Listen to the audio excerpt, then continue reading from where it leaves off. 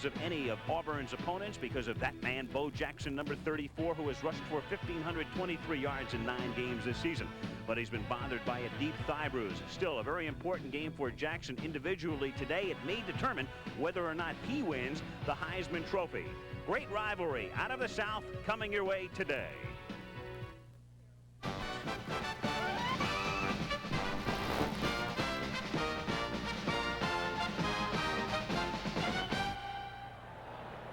And with a temperature near 80 degrees, 82,000 looking on sold-out Sanford Stadium in Athens, Georgia. Auburn taking on the Georgia Bulldogs. And we can first update you, a big game in the SEC. Tennessee has defeated Mississippi. Thus, the Volunteers still control their own destiny. For them to go to the Sugar Bowl, they'd have to win their next 2 games. As you see the conference standings, Florida was a winner over Kentucky today, but they are ineligible for the conference championship. Tennessee is 3-1. There is Georgia, still an outside shot at the Sugar Bowl, but they need some help. Tennessee would have to lose, and of course Georgia would have to win. And there is Auburn with a mark of 2-2 and 7-2 overall. I'm Al Michaels. Welcome to Athens. This should be quite a ball game. As far as the 2 teams are concerned, Vince Doolin knew he had a good team at the beginning of the season. But recall on opening night, it looked as if they had pulled out a miracle victory on the block punt. Then Mike Shula led Alabama down the field. That's the only game Georgia's lost this season, and that loss might very well keep them out of the Sugar Bowl. As far as Auburn is concerned, a lot of people thought they'd be number 1. They were going for a national championship. So if you think 7-2 is disappointing, well, in a way it is when you're seeking a national championship, but a lot of coaches would like to live with a mark of 7-2, and that is Pat Dye's record as he brings his Tigers into Athens. Now, last week, Georgia with a big win over then number 1 ranked Florida, won it by a score of 24-3. Here's Vince Dooley talking about the residual effect today. Well, there's no doubt that it's put added life to a football team, but we do have a very difficult assignment, and traditionally we have this assignment, and that is to play 2 great teams and great programs and great rivals back-to-back. That is to come off of the Florida win, which is a big win, and then have to play a team like Auburn, a great rival like Auburn. We're sort of the Florida this week. Florida had the same problem last week after their great win over Auburn, having to play us. So it is very difficult, but there's no question that it's given us new life, new hope for the possibilities of a championship. And here come the Auburn Tigers, who bust in yesterday. A 2-2 mark with conference losses to Tennessee and then Florida, and 7-2 overall. They are seeking a spot in the top 10. They still have a chance at that. And also, they do figure to be going to a bowl, though it does not look like it will be the Sugar Bowl by any stretch of the imagination. And the Georgia Bulldogs are ready to make their entrance. 3-1-1 the conference mark. The loss, as we mentioned, at the hands of Alabama. The tie, surprisingly, with Vanderbilt as the Bulldogs get ready to make their entrance before this raucous crowd of 82,000.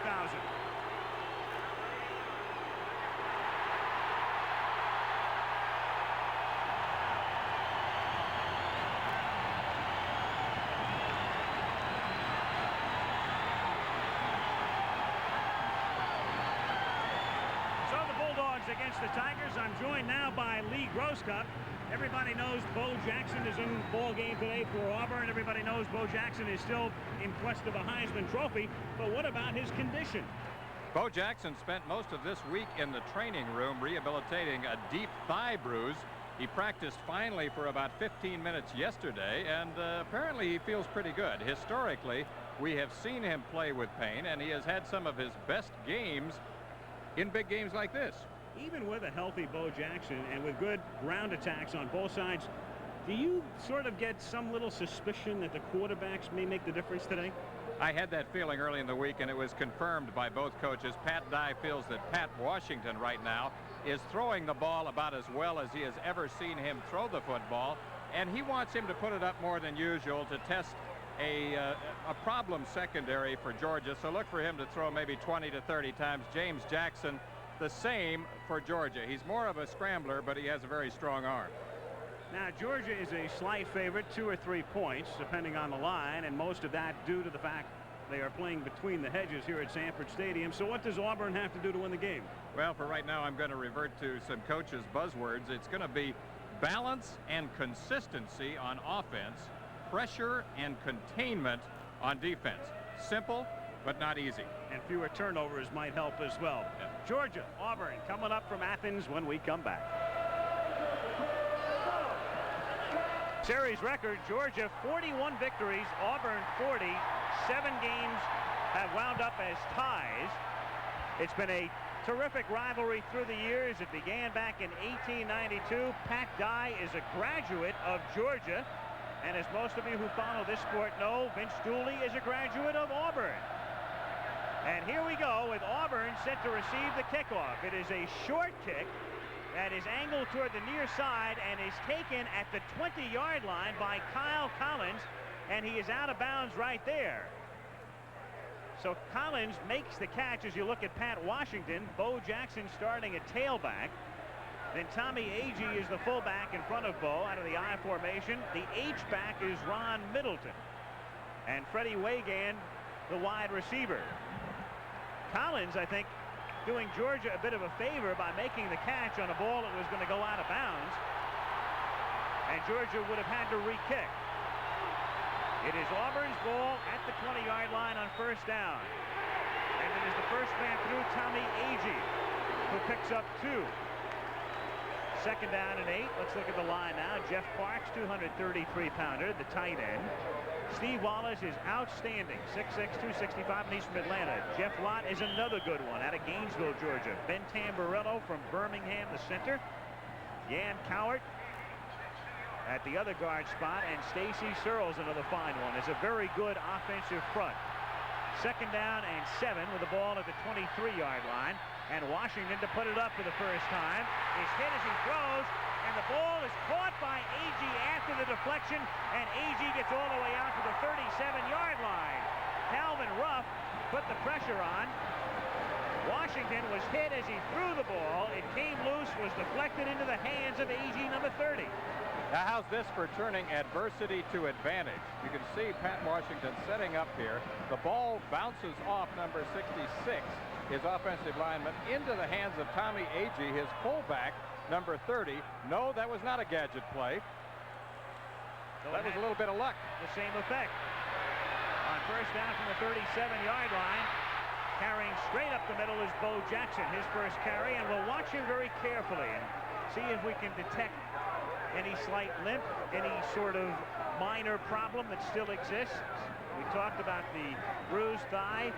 He's been banged up this year, and that's part of the reason he has been relatively inconsistent of late, but today is a very key game for him, obviously, in his race for the Heisman as you look at Georgia's defensive unit. And that secondary is banged up and could be vulnerable. We'll find out. Second down and 5. Jackson. Banged down at the 42-yard line. Billy Mitchell, the team's leading tackler, put the crunch on it.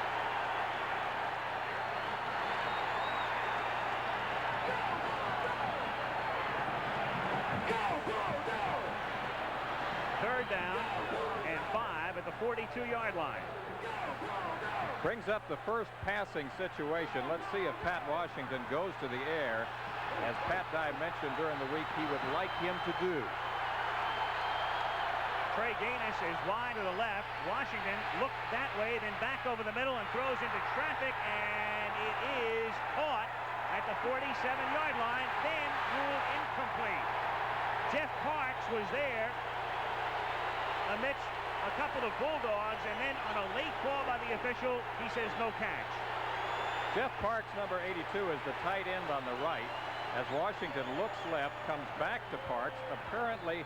It looked apparently to be a catch, but John Brantley, who plays wall-to-wall linebacker, number 42, really got a shot on him, dislodged the football, and it's ruled incomplete. Lewis Colbert, one of the best in the country, averaging 45.1. To put it in the air. Good high kick, and a fair catch is called for at the 18-yard line by John Little. And that's where the Bulldogs will take over. They'll mark it at the 19 as Georgia stops Auburn on its first series. 44-yard punt, just shy of his average, and the Bulldogs take over at the 19-yard line. been a very warm. Lean on me.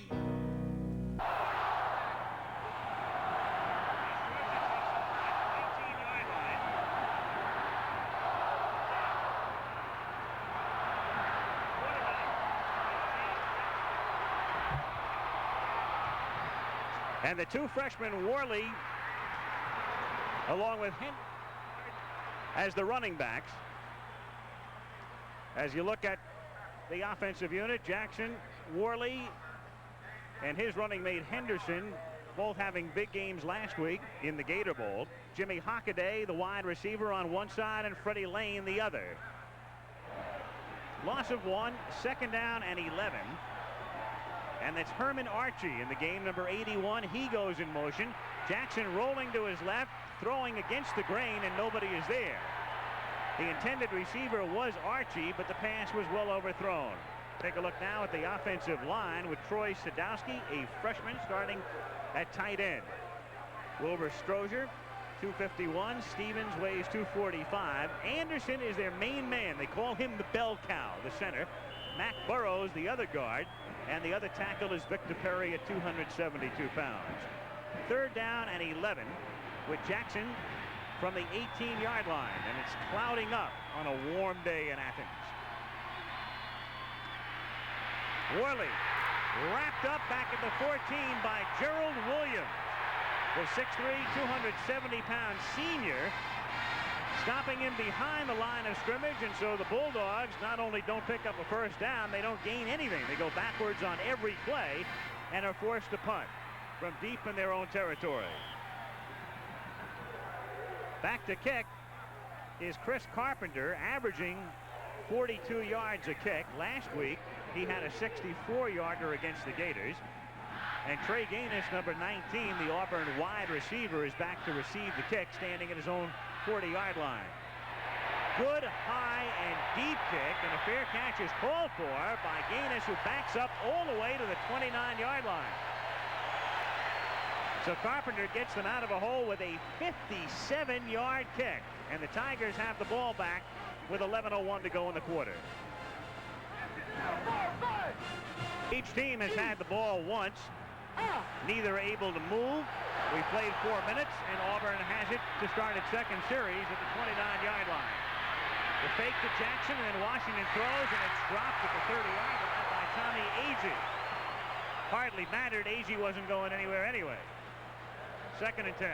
As we predicted at the top of the show, Auburn throwing more passes than usual. Georgia has some problems in the secondary that we will document for you. Georgia, when they had the football, managed to accumulate -5 yards in 3 plays, some indication of the tough defense being played by the Tigers. Second and 10 from the 29-yard line. And this time Jackson carries. And Bo skirts his way through with a penalty marker going down out to the 38-yard line, but Lawyer Tillman, number 85, the wide receiver, may have been in motion. We'll get the call. Illegal procedure, that is the indication. The referee today is Joe Hicks. He heads this Southeastern Conference crew, and that negates Jackson's would-be 8-yard pickup. Illegal procedure, motion against the offense. Second down. 5-yard penalty. It's second down and 15 with a ball at the 24-yard line.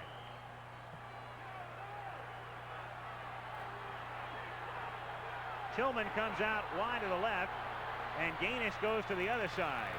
And again, it is Jackson looking for room and bursting forward out to the 36-yard line. Flack and Moss converge to make the tackle, and at least early on, Lee, it looks like no ill effects as far as that thigh is concerned. From a low angle, you get a sense of the size, the speed, the strength, the cutting ability of Bo Jackson. And when you look at him, it's hard to get a sense that he's 225 pounds, 6'2", 225, 4.2 speed in the 40-yard dash. That was a decathlon performer in high school. Great all-around athlete. On 3rd and 3, Washington keeping first down and a lot more into Bulldog territory and written down at the 33-yard line.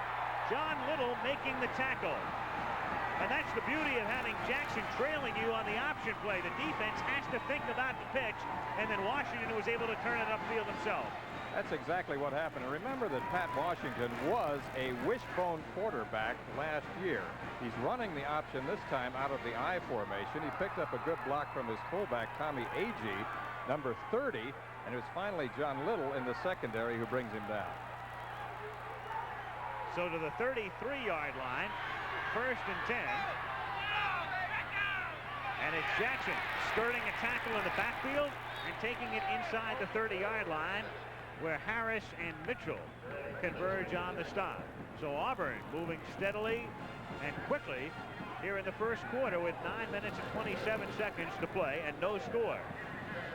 And meanwhile, Jackson is now going out, and Brent Fullwood comes in. Fullwood spelling Jackson. So the tailback, number 22, who had 3 touchdowns against East Carolina last week, on 2nd down and 7 from inside the 30. And it's Fullwood with a penalty flag thrown at the line of scrimmage. Tackled back at the 32 by Bill Mitchell, who's been in on 4 tackles already, number 56. And it could be another procedure call, but we'll wait and see. Penalty marker at the line of scrimmage. And it's offside against Georgia. They had lined up offside. We suspected was Henry Harris, number 52, who was the guilty party. And so instead of the loss with Fullwood carrying, Auburn becomes the beneficiary of this 5-yard march off.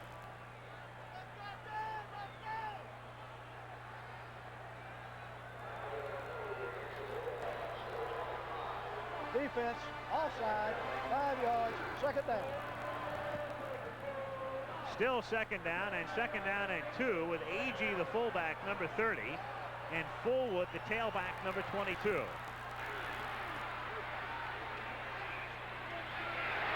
it's Agee stopped at the line of scrimmage on a play that was very slow in developing, and also I think the negligible gain or minimal loss was caused by some mistiming. Mix up in the ball handling. I think they were trying to go with a hand back trap, faking wide and then handing back to the fullback. The quarterback didn't get his steps right. So Washington was out of sync. No gain. 3rd down and 2. If you're going to get out of sync, that's a pretty good time to do it on 2nd and 2. And with a 3rd tight end in motion again, flags go down. Yan Howard was the man who jumped, number 53. So both teams having trouble getting timing down early on. And the procedure call will cost them 5. That'll take it back to the 30-yard line and set up a 3rd and 7.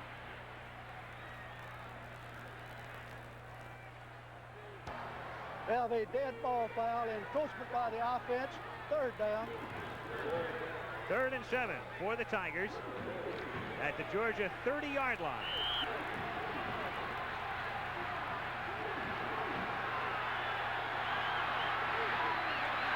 Washington protected well and incomplete, and he had a man wide open. Trey Gaines and Jeff Parks both in the area, and it was Parks crossing the intended receiver, covered by Little on the play, and Washington is now 1 out of 4.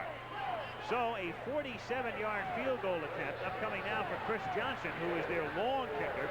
He's made 2 of 3, and his longest a 46-yarder against Florida. This one from 47. And the kick is wide to the right.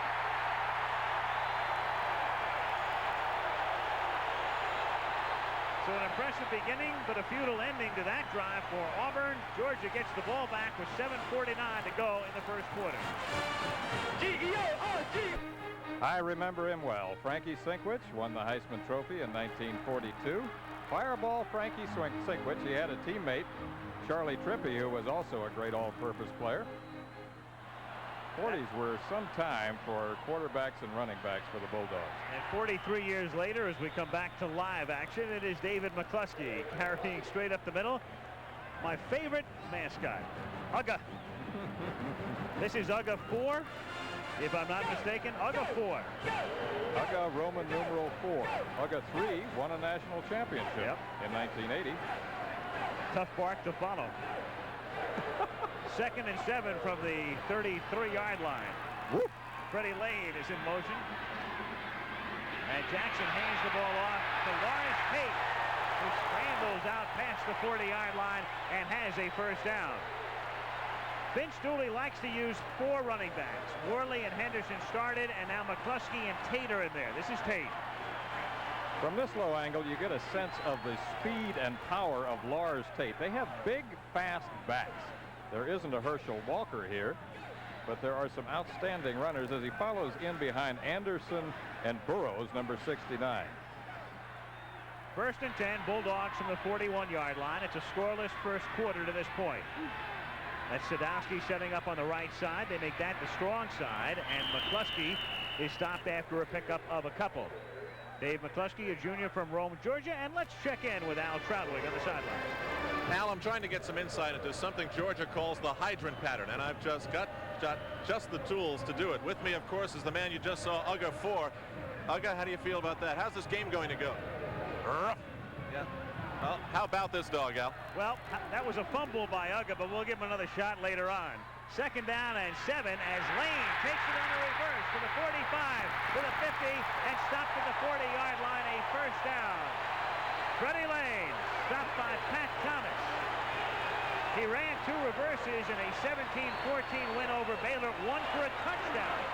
The flow goes left, but the reverse to Lane comes back to the right. The picket fence is well set up, and Lane, who is becoming the best all-purpose runner on the team, gets a good block from Strozier before Thomas, number 41, brings him down after a 16-yard gain. 1st and 10, Georgia at the 40-yard line. 5:43 to go in the quarter. Again, it's Sadowski setting up as the tight end on the right side. The play goes that way, but not very far, as McCluskey is wrapped up by Harold Hallman out of the middle, number 94. Hallman, one of the smaller players on the team, 5'11", but a blocky 234. Small, but very, very strong. Hallman, Williams, and Rocker pretty much interchangeable there along the front wall. That is considered the strength of the Auburn defense. 2nd and 11 from the 41-yard line. Pitch it back to Tate. Some room through the middle as he gets to the 34-yard line. McCluskey leading the way for Lars Tate, number 32. Hunker down, you hairy dogs. Let the big dog eat. That's what they used to say when Herschel Walker was playing tailback. He gobbled up quite a few yards. They may not have a big dog, but they got some pretty good-looking pups, including those 2 freshmen. Working out of the backfield on 3rd down and 3 from the 33-yard line. Tate behind McCluskey cuts back inside, but is stopped at the 33-yard line by Pat Thomas, number 41, who is starting in place of Edward Phillips at that linebacker spot. Phillips out with a bruised kidney. Hallman, Williams, Rocker, the interior line for Auburn, have been dominating defensively.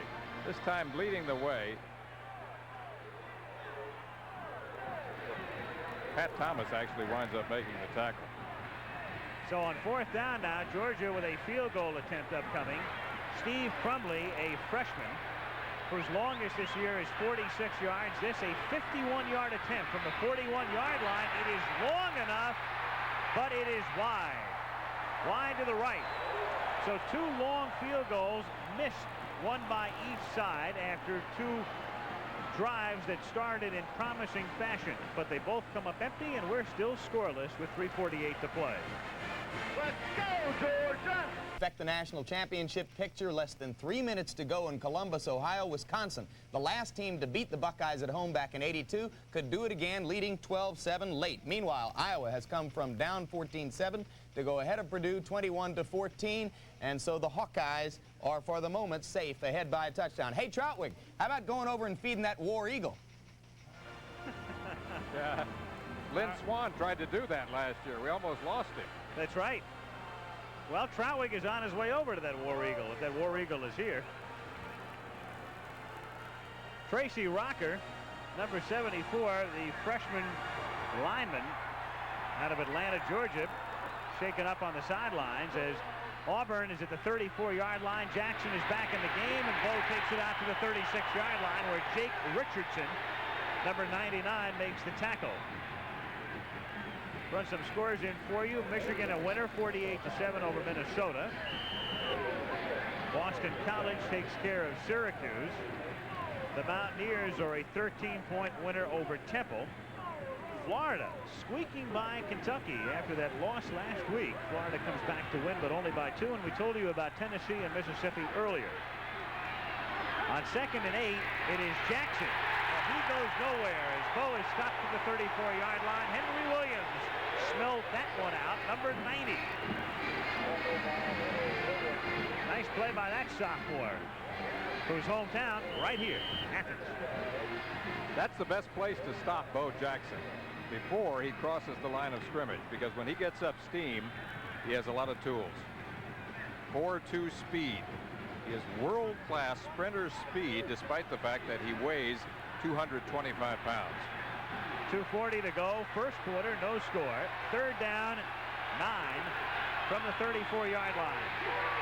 Washington has it knocked down. In fact, might have thrown it into the back of one of his own men. Kenny Sims, number 57, breaking up the play.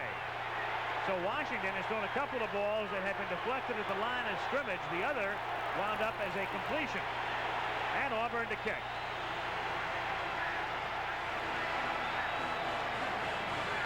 Lewis Colbert, who kicks with a club foot, and despite what would be considered a handicap by many, a 45.1 average, as he is up among the nation's leaders in that department. And John Little is the deep man for Georgia, standing back at the 23-yard line. Good high deep kick again. This one's a beauty, and they let it bounce, and Auburn will try to down it, and it takes a great Auburn bounce and is dead at the 2-yard line. Gary Kelly covers it. A tremendous kick by Colbert. The gamble was made by Little as he signaled for the fair catch, then let it bounce, hoping it would go into the end zone. It turned out to be a 64-yard punt. Next week, 3 Eastern time, the Big 8 confrontation, the much anticipated one, Nebraska, Oklahoma. That's our CFA presentation for you a week from today. Corrected score, Syracuse beats Boston College, not the other way around. Syracuse 41, BC 21. Georgia at the 2-yard line, 1st and 10. And Jackson seeks some breathing space and gets out to the 5-yard line. 2 minutes to go in the period. Georgia Tech still in the hunt in the ACC. Beats Wake Forest and Atlanta today handily. Virginia knocks off North Carolina by 2. Appalachian State over Marshall by a score of 40-0. Henderson and Worley are the running backs, the 2 freshmen. Worley, 38, is the tailback and is a marker down before the inception of the play. Again, Joe Hicks heading the crew here. Tulsa beats East Carolina by 3 touchdowns. SMU had their hands full today, but the Mustangs prevail over Texas Tech as the penalty goes against Georgia. Dead ball foul. Offense moving. After the penalty, half the distance to the end zone. It is 2nd down and 9. The Auburn cheering section, the Auburn fans seated right behind Georgia right now. Might have been instrumental in somebody not hearing the count. On 2nd and 9, mistiming again in the backfield, but it does no damage. Keith Henderson takes the ball out to the 8-yard line. Jackson bumping into Henderson. That's the type of play that oftentimes results in a fumble, but this time he's able to bring it out to the 8. He was a little slow with his reverse pivot, and he almost put it on his hip instead of in his belly. Henderson, of course, the man who broke the long one last week in the game against Florida. 76-yard touchdown, followed by a 32-yard touchdown. 3rd and 3, and it's Worley carrying out to the 13-yard line, and we'll see where they spot it. It appears to me as if he has the first down. Then McCurdy in on the tackle, and he does. It's a first down for Georgia. Let's check in with the Trout again. Al, it's the last time I listened to Jim Lampley. I'm going to try and feed the War Eagle, who's the 5th one. Not interested in eating a dog biscuit yet. Back to you. It's a good thing we don't do teams with nicknames of octopi or giant squid or something. Troutwig would go everywhere. First down from the 13-yard line. Jackson hands the ball off to Henderson out to the 16-yard line for a gain of 3. By the way, that eagle is a tiger. That's his name. Trying to keep our mascot straight up here today. Meanwhile, there's another penalty flag thrown. But War Eagle is not a mascot. That is a cry. Tigers are the official mascot. Delay a game call against Georgia.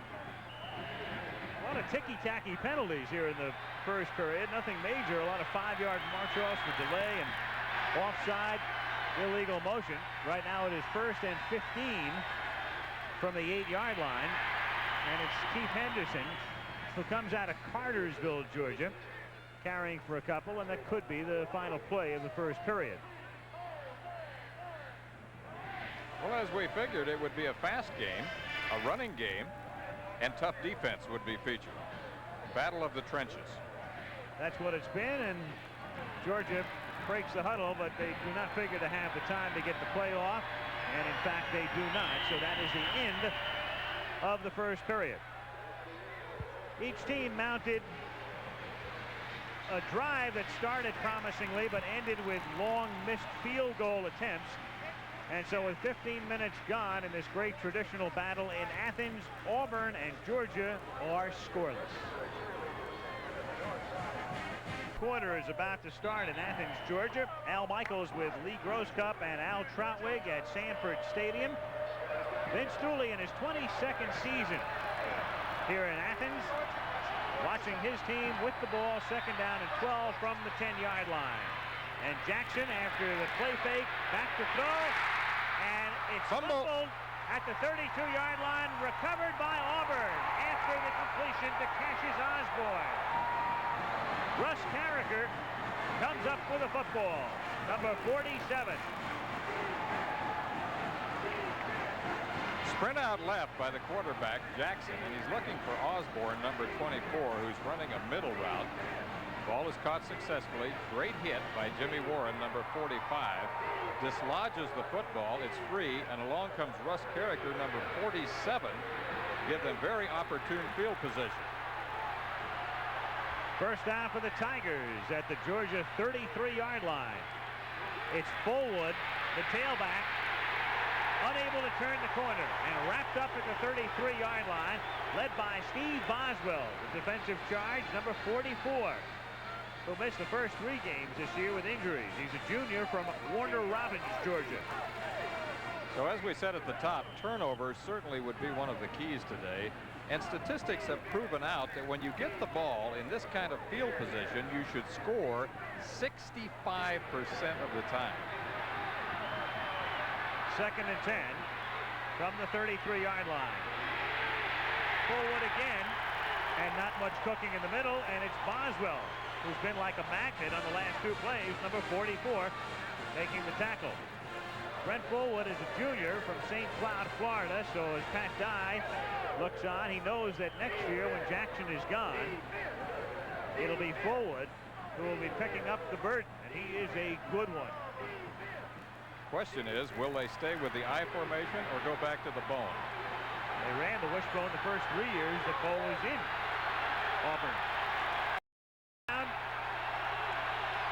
9, Washington fakes to Fullwood and then throws deep, and it's juggled, and at the 13-yard line, incomplete.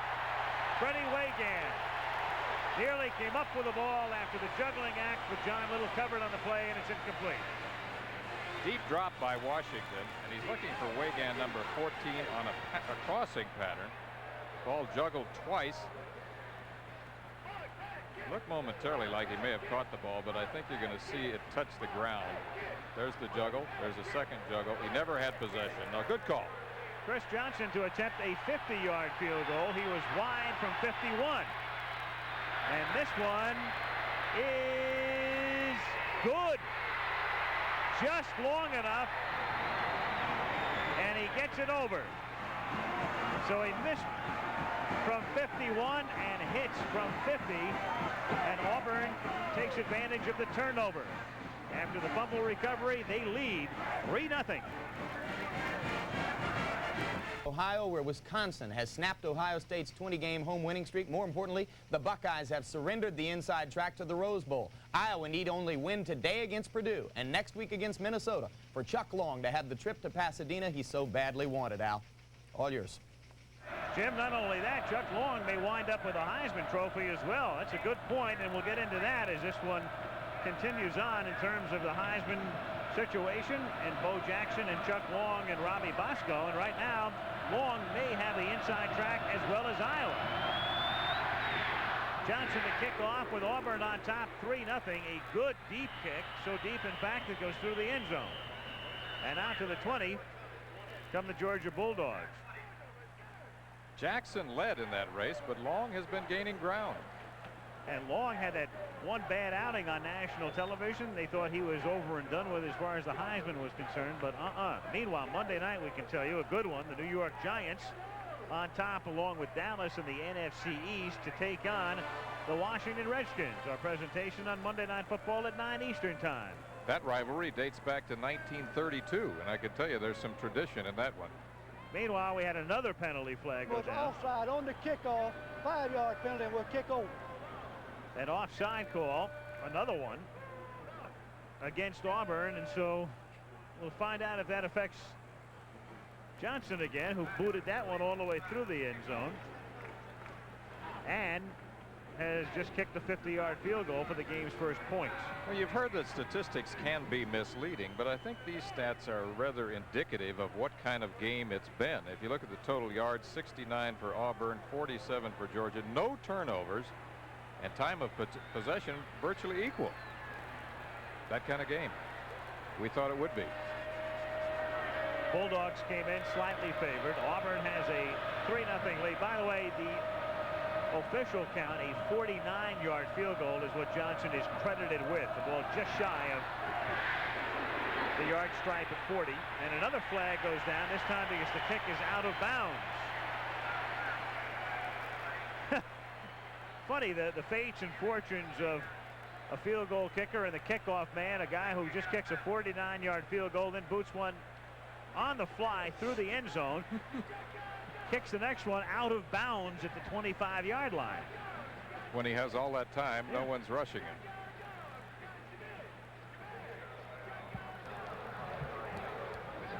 Kick it team was offside on the kickoff, 5-yard penalty, and we'll kick over. Offside as well. The flag went down for the kick going out of bounds, but now we're being told offside as well on the kickoff, so it wouldn't have mattered had he booted it through again. Crazy penalty to see twice in a row in your 10th game of the year.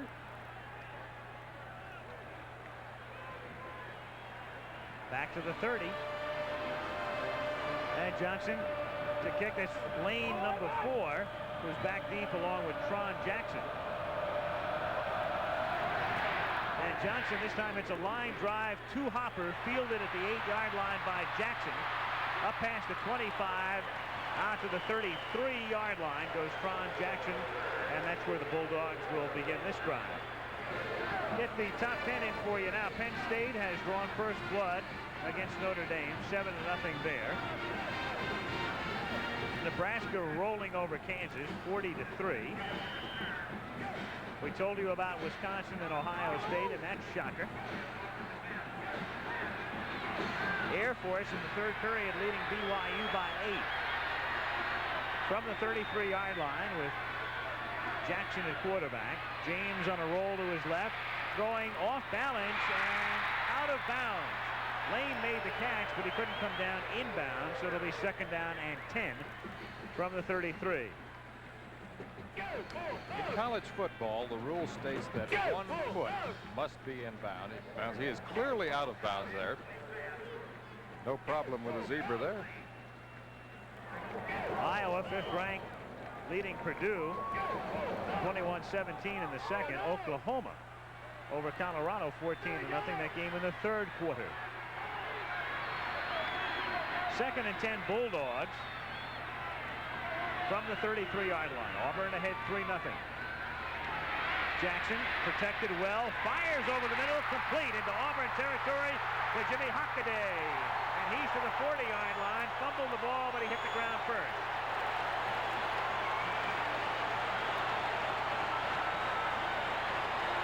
Jimmy Hockaday, number 85. This is the type of play that James Jackson needs. He needs something like this to boost his confidence as Hockaday runs a deep middle cut in front of Kevin Porter, number 3. Races toward the sideline, and Porter and Johnson finally bring him down. There was talk that Jackson might be replaced by Wayne Johnson early on. 1st and 10 from the 40-yard line after a 28-yard gain. And Jackson gets ripped at the line of scrimmage. Gary Kelly, number 42, hog-tied him. From this low angle, you really get a sense of what it's like down in the trenches. As Gary Kelly, number 42, made a key play earlier on a punt, really gets a shot on the ball carrier. 2nd down and 10 from the 39-yard line. Sadowski sets up on the left side, and they roll the other way. And Jackson throws, and wide open. It's Herman Archie, and out of bounds he goes at the 25-yard line.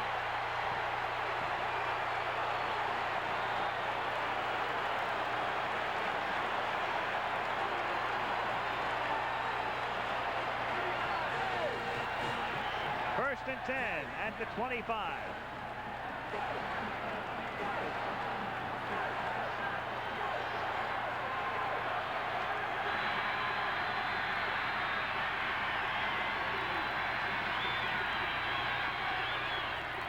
Tate for 5 to the 20-yard line, stopped by Arthur Johnson. Dooley likes to alternate his running backs. He has Worley and Henderson working as a pair, and Tate and McCluskey, who are in there now, working in tandem. And Jackson has the hot hand right now. He was 1 of 3 for 23 yards moments ago. Now he is 3 for 5 for 65 yards. 2nd and 5. 11:15 to go in the half. Auburn leading 3-0. And on 2nd and 5, it's McCluskey fighting his way close to a first down. David McCluskey, a junior from Rome, Georgia. Moved to fullback last year. He was a tailback his first season here. Good blocking back. In addition to doing a pretty decent job when he has the football. He is shy of the first down by inches. It's 3rd down, less than 1, outside the 15-yard line. With the power eye now. And the fullback carrying for the first down.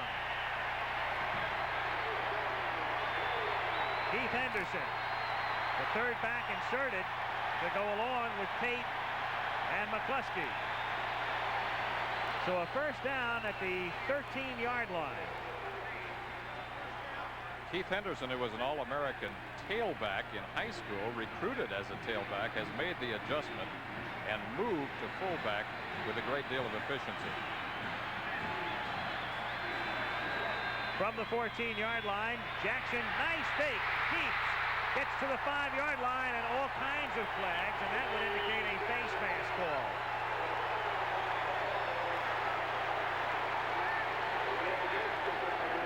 From this angle, it's going to be very clear that there is a face mask infraction. And what I like what Jackson does here is that he sees when he's going to keep the ball, he protects it. He puts that extra hand in there. There's the face mask right there. Clearly by number 9 of Auburn, and that's Powell, the free safety. Face mask, 5-yard penalty, defense, first down. He was close to a first anyway, and they go halfway to the goal line from the spot of the infraction to put it at the 2, and it's first and goal. Again out of the power I.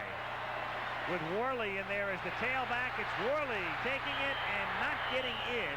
He is stopped inside the 2-yard line. Tim Worley run out of bounds that time by Tracy Rocker, number 74. In fact, he was stopped outside the 2-yard line. They spot the ball just inside the 3. Under 10 minutes to go in the half. Auburn leading 3-0, but Georgia knocking at the door on second down and goal.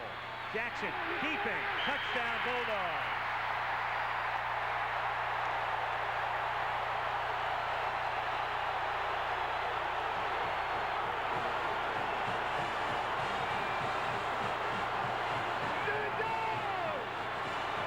James Jackson is the hero of this drive, so it's fitting that he should take it into the end zone on part 2 of the option play.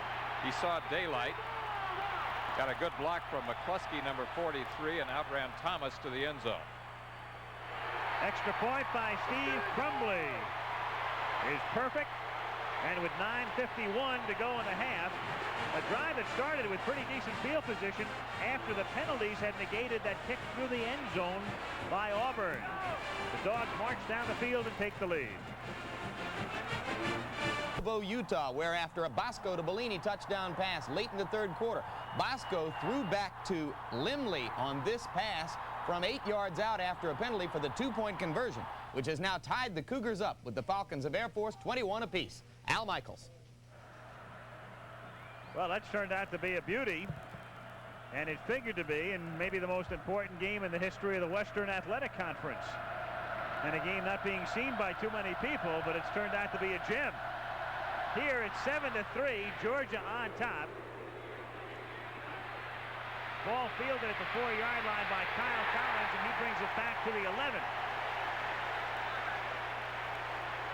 Run out of bounds by Aaron Chubb, and so the Auburn Tigers will begin their drive deep in their own territory.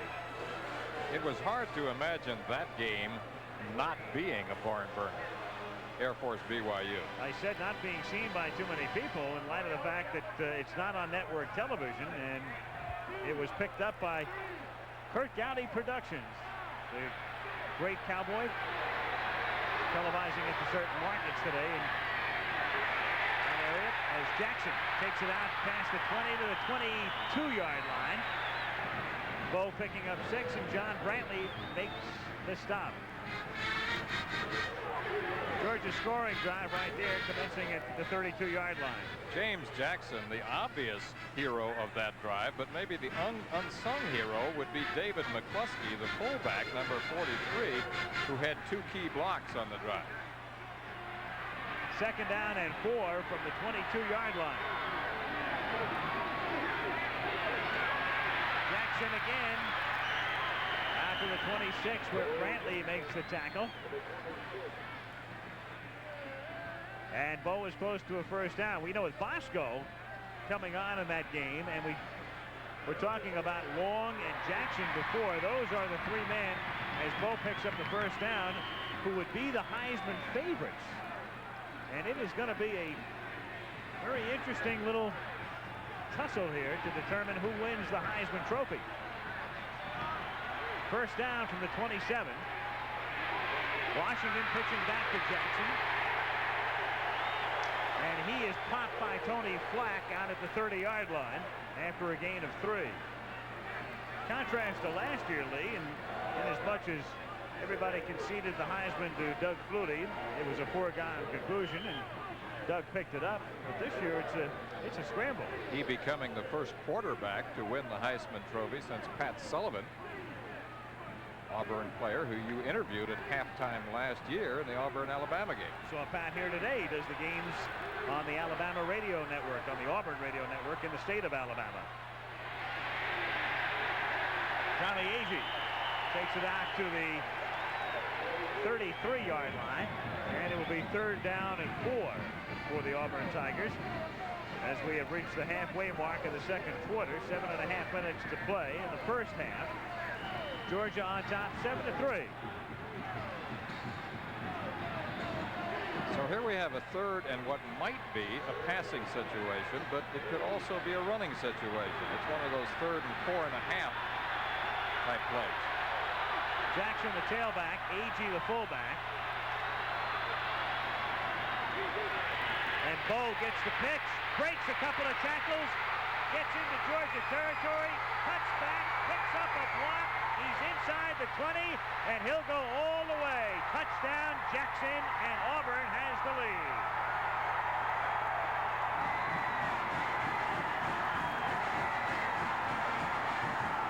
He must have heard us talking about the Heisman. That's how you win the Heisman, like that. Bo must have heard us talking. 3rd down, you pitch the ball to Bo Jackson. Breaks a tackle there. Now watch as he traverses, and you see some of that 4-2 speed. He picks up a block from Trey Gaines, a key block in the secondary, and then he just coasts into the end zone. Chris Johnson's point after is good. 7:03 to play, first half after the explosion by Bo. 67-yard gallop. It's 10-7 Auburn. 1969 to 1971, this man did it all. We were talking moments ago about Pat Sullivan. His favorite receiver in those days was Terry Beasley, but Sullivan rewrote the press guide for Auburn, got the Heisman in 1971, and until Doug Flutie won the award last year, he was the only quarterback to win that for many, many years. Auburn leads 10-7. By the way, in Bo Jackson's 4 years at Auburn, that's the first touchdown he has scored against Georgia. And he does it in pretty spectacular fashion, as Johnson's kick is down in the end zone, and Georgia will take over at the 20-yard line to begin this next drive with 7:03 to go. There he is, Bo Jackson, who has now carried 10 times for 113 yards. He, with that deep thigh bruise, has been hurt the past couple of weeks. That has limited his playing time, and as a consequence, it's the first time he has been over 100 yards since the Mississippi State game, which preceded the contests with Florida and East Carolina. Jackson is the quarterback. He sends Lane in motion, and Worley takes it out to the 24-yard line after Osborne had been the man moving on the play, and it's 2nd down and 7. Bo was already the career rushing leader for Auburn. He passed up James Brooks earlier this year. 4,040 yards coming into today's game. Brooks had 3,523. 2nd and 6. And the new quarterback is Wayne Johnson. And he's ridden down back at the 20-yard line by Tracy Rocker. The fact that Johnson is in the game doesn't mean a whole lot about Jackson. Vince Dooley was saying that he likes to get Johnson in at least for a series or two in the first half. I mentioned earlier that Tracy Rocker, a freshman, is really the catalyst of a strong defensive line for the Tigers. He chases down Johnson. Good pursuit there. He had 72 tackles and 4 sacks coming into today's game. So Johnson, who was the opening night starter, a redshirt freshman out of Columbus, Georgia, asks for and receives a timeout here preparatory to a 3rd and 10 call from the 20-yard line. 5:50 to go in the half with Auburn on top by 3. Okay. At halftime, of course, we'll bring you up to date on all of the scores, including some big upsets today. Wisconsin highlighting that particular category with a victory over Ohio State, all coming up at the half. Meanwhile, there's Bo Jackson, a 67-yard touchdown galloped. He's up and over 100 yards today in that Heisman battle, but it's more than that, even though a lot of the stories preparatory to this game dealt with who would win the Heisman. Jackson among those who will tell you, hey, we're here to win the ball game, not to win me the Heisman necessarily. That would be a nice byproduct, but Auburn thinking about a W. They lead 10-7. Georgia has the football, 3rd and 10 at the 20-yard line. Johnson scrambling now. Runs into his own man and gets sent out of bounds at the 15, and a flag is thrown. Tracy Rocker literally rocked him out past the boundary, and that late hit, if indeed that is the call, may mean a first down for Georgia. From the end zone, you might get a better look and see if it is indeed a late hit by Tracy Rocker, number 74. That's kind of, I don't know, that's on the fringe. Shaky call. It's on the boundary, but it's also on the fringe. Yeah. So he rocked that little baby to sleep. Not quite sure I throw the flag there.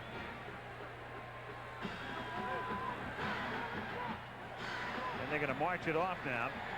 And it's going to be close to a first down, but just short of the first down to the 29. Well, a dead ball foul, a late hit out of bounds by the defense.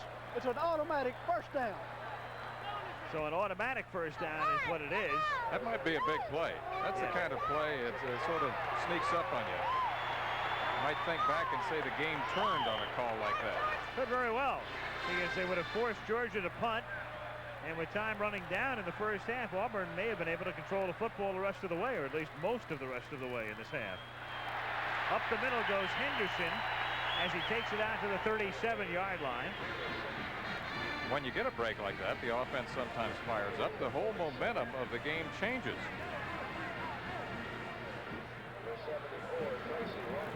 Georgia has not been nice to opponents here in this stadium, particularly in the decade of the 80s. Second down, 3 from the 37-yard line. That's Osborne lining up on a wing to the right. And Johnson seeking the first down and getting it. Out to the 43-yard line, Ben McCurdy making the tackle. Under 5 minutes now remaining in the half. And a first down.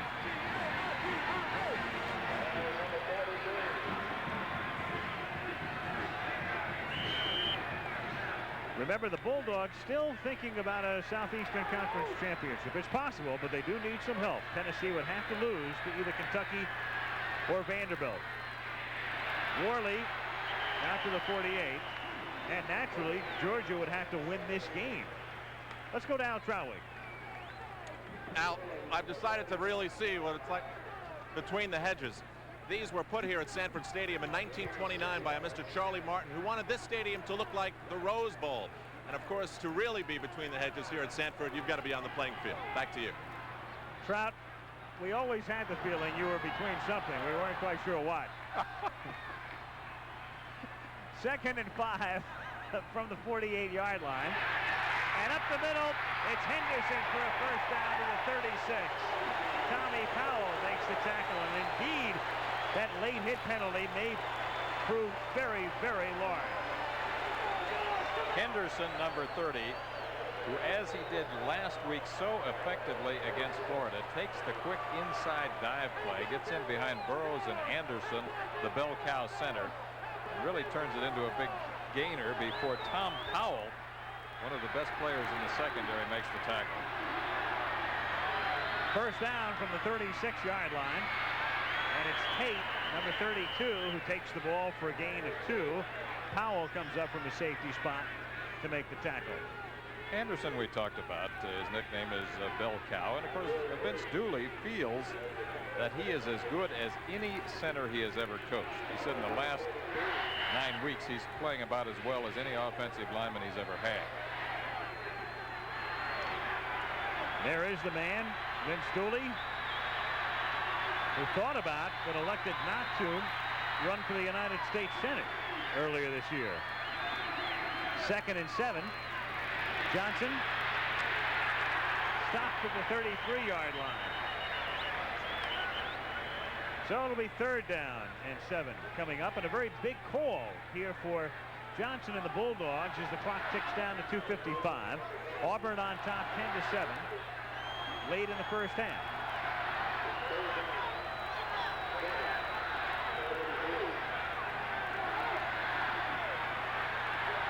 Lane is sent wide to the right.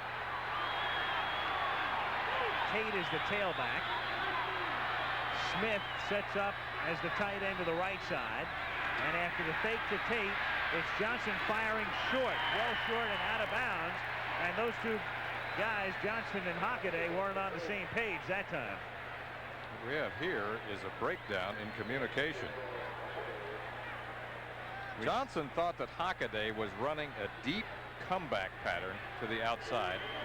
Hockaday was running a fly pattern. And the result is an incompletion and also a 51-yard field goal attempt coming for Steve Crumley now, who missed a 50-yarder earlier. Snap is good and the kick is blocked. And it's picked up at the 45-yard line, and hurtling down the sidelines with a flag going down is number 93. That's Bruce. Andre Bruce. And Kevin Porter is the man who blocked it. Porter came flying in. A flag is down, an official went down, and I'm wondering if he threw the flag or whether the flag just came out when he was knocked down. Inadvertent dropping, I believe. Kevin Porter, number 3, is coming from the outside, and this is classic right here. You could give a clinic on this one. Now it's Andre Bruce, number 93, who does a good job of hurdling right there. That didn't quite look like Edwin Moses, but I'm relatively impressed. First down, Auburn at the 38-yard line with 2:16 to go now in the first half. And Washington giving the ball to Fullwood. Nice move to the outside. Turns it inside the 30 and out of bounds at the 24-yard line. A run out by Gary Moss. And that's your backup tailback, folks. We know how good Bo Jackson is, but this is one of the best backup tailbacks in all of college football. Number 22, Brent Fullwood, makes a little stutter step, juke step to the outside. He's got the wiggle, he's got the wobble, and he had 642 yards coming into today's game. First down for the Tigers at the 24-yard line. Washington keeps and turns it into a 7 or 8 yard gain as Pat takes it to the 17. Auburn in tremendous shape right now. They're not only deep in Georgia territory, they have all their timeouts left and they elect to use one here, but they can, if they judiciously make the right calls, eat up much of the clock and leave Georgia with no time on the other side if they do indeed score, and they lead by 3.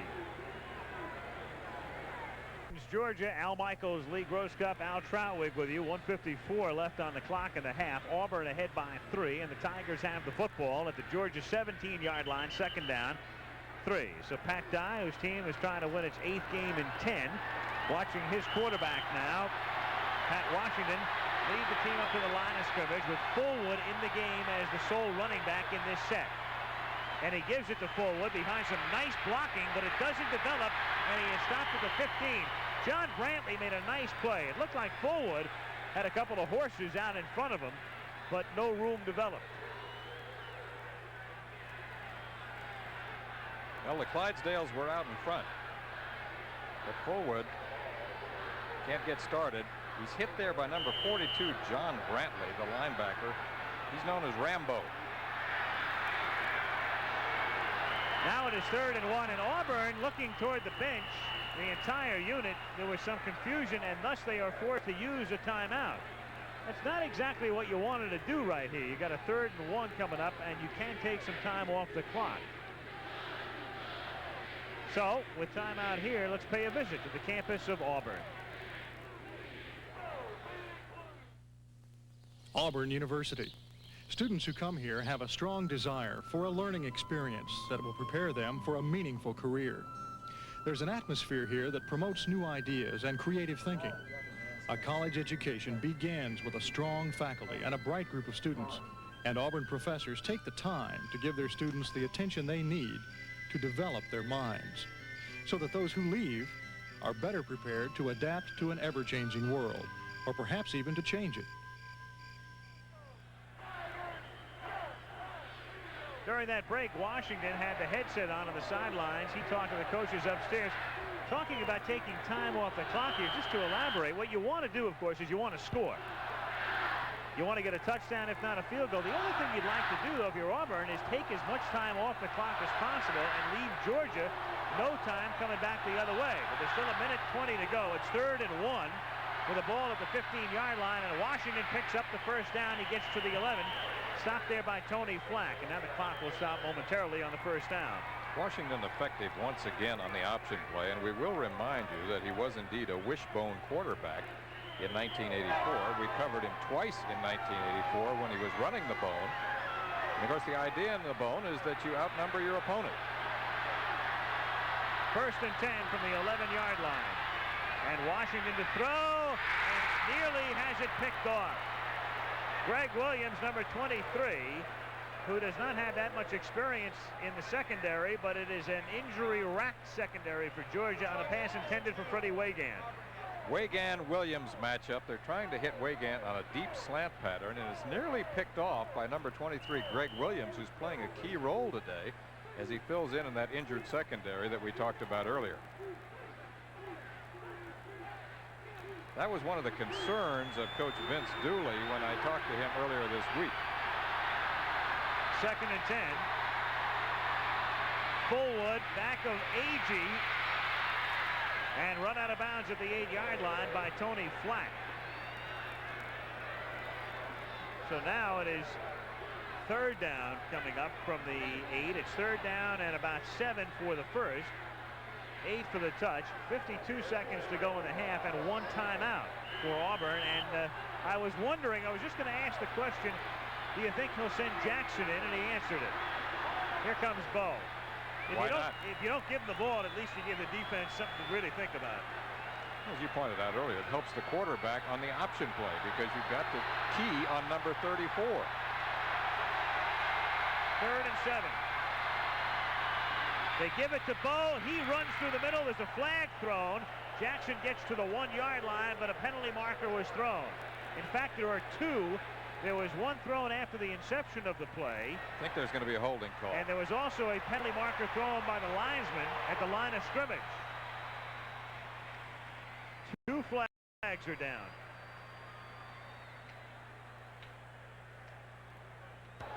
The defensive team offside, holding by the offense, the offset. Oh, boy. Well, it was half right. So the holding call, that would have been a big break for the Bulldogs had they not lined up offside. Instead now it's 3rd and a short 7 at the 8-yard line. 47 seconds to go, first half. Auburn leading Georgia 10-7. Last time they had a third and long situation like this, they pitched the ball to Jackson.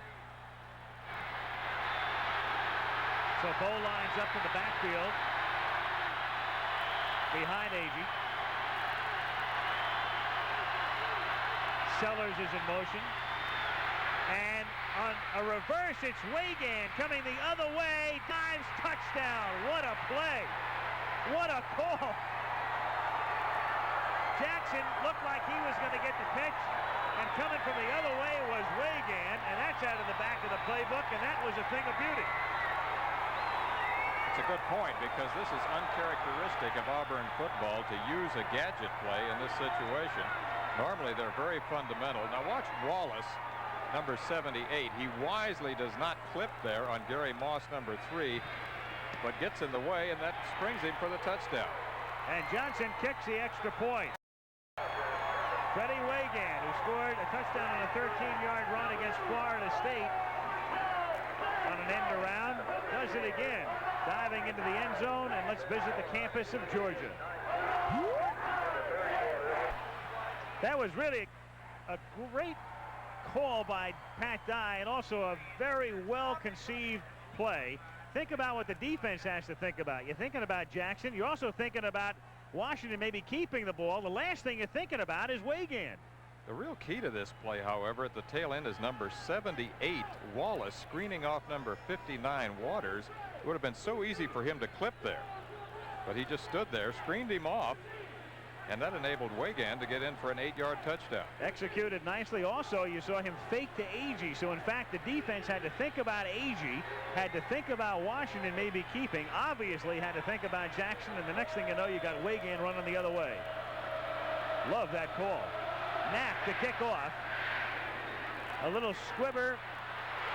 Georgia having trouble coming up with a football, but maintaining possession at the 23-yard line. It's Freddie Lane hanging on to it with 23 seconds to go in the half, and Georgia with 2 timeouts left. Let's see it again at the end of the play. As I pointed out earlier, the key to this is the screen by Wallace on Waters that enables Weigand to slip by and break into the end zone, and he has to break one more tackle. That's by Gary Moss, number 3.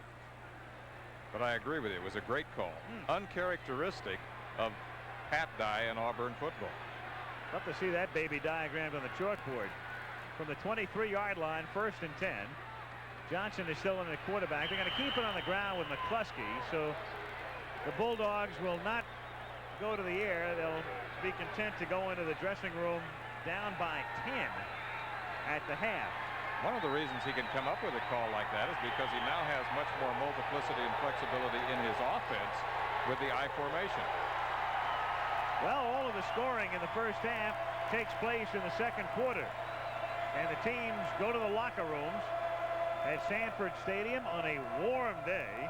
As we approach 5 o'clock in the evening, it still feels like it's in the upper 70s. And 82,000 looking on.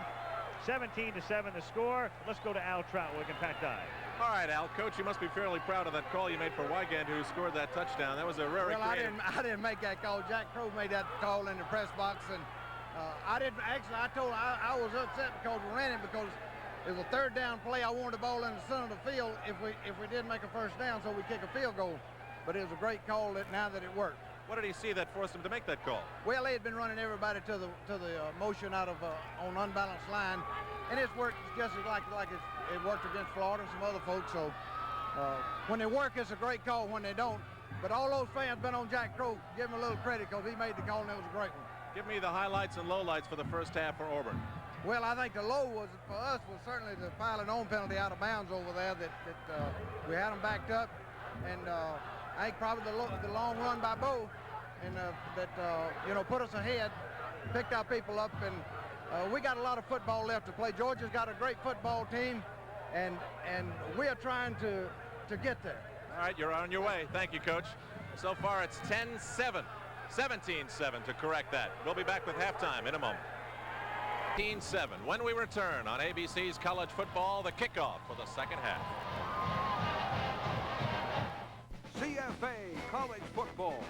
This ABC Sports exclusive is brought to you by the U.S. Army, a place to be all you can be. And by Nissan, builders of technologically advanced cars and trucks for over 50 years.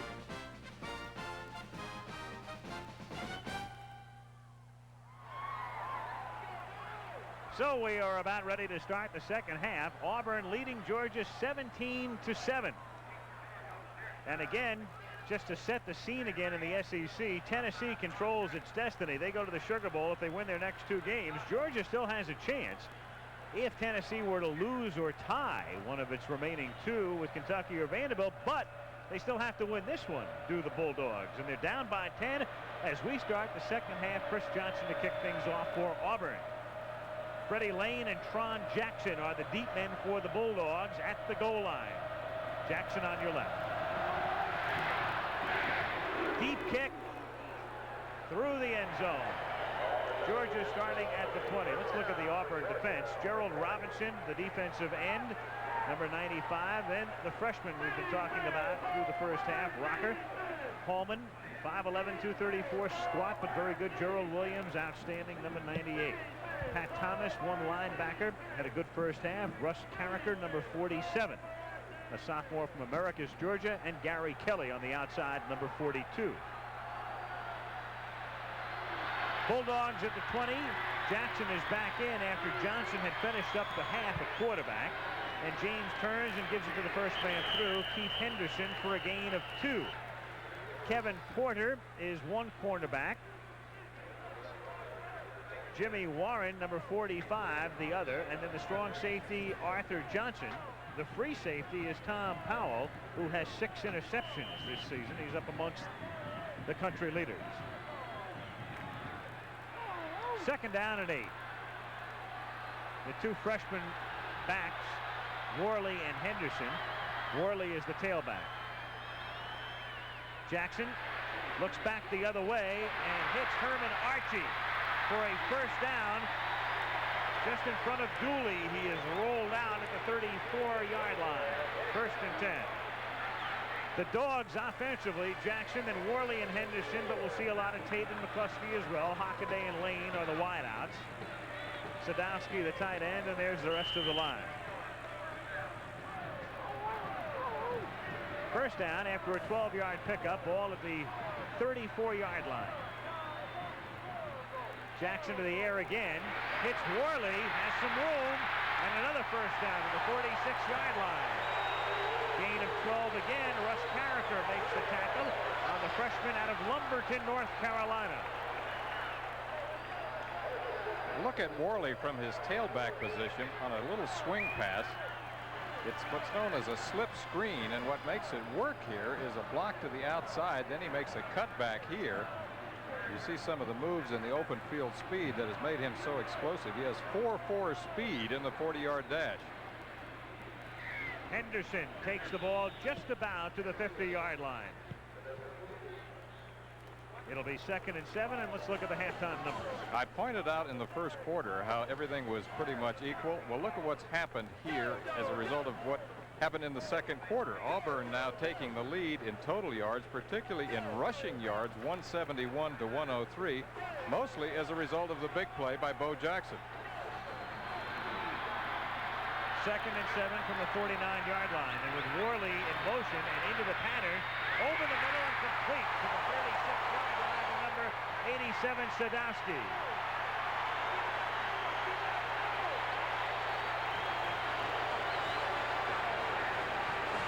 This is where Jackson is particularly effective because of his threat as a runner. He's looking for Sadowski, number 87, who's running a sideline cut. He takes the ball and then does a hook slide. Just under Tom Powell. Was he safe? He got the call. First down, Bulldogs at the 36-yard line. Jackson fakes. And the keeper nets nothing. Gerald Robinson, number 95, gets credit for that tackle. Early third quarter, Auburn on top 17-7, and the Bulldogs trying to narrow the gap to 3.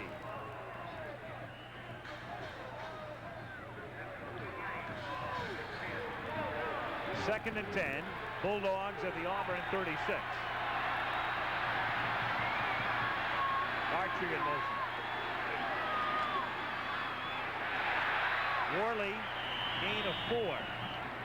Tracy Rocker, number 74, makes the tackle. Rocker, who had an outstanding first half, off to a good start now in the second as well. Florida squeaks by Kentucky, 15-13. Tennessee, 2 wins away now from the Sugar Bowl. They beat Ole Miss. Alabama does in Southern Mississippi by 11.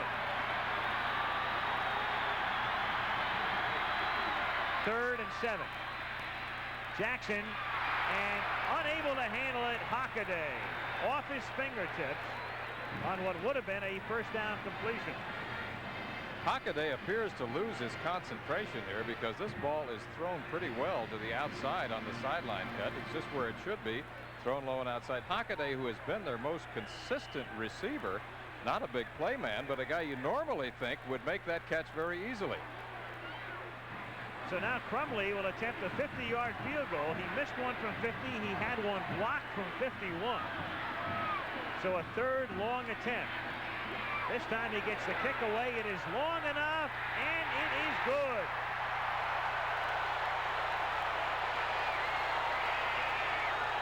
A career best for the freshman, whose longest had been 46. And Georgia is now within 7. So Steve Crumley, following in the footsteps of a pretty good one, Kevin Butler, who was here for 4 years and did a great job, and Butler is now the kicker for the unbeaten Chicago Bears. Crumley, after his 50-yard field goal, to kick off. short angle kick fielded at the 20 by Kyle Collins, and he runs it back out to the 29-yard line, and we'll get a word with Al Troutway. Al, no question, as you've mentioned, this is one of the great traditions of the South, Auburn and Georgia, first playing in 1892. But the University of Georgia was founded in 1785. It is now celebrating its 200th anniversary. The city of Athens wasn't named until 1806, and by that time it was already the center of culture and education. And the founding fathers of the city felt that it should be named after the city of Athens in Greece, which was already, for centuries, a cultural and educational center. Back to you. Thank you, sir. Good history lesson.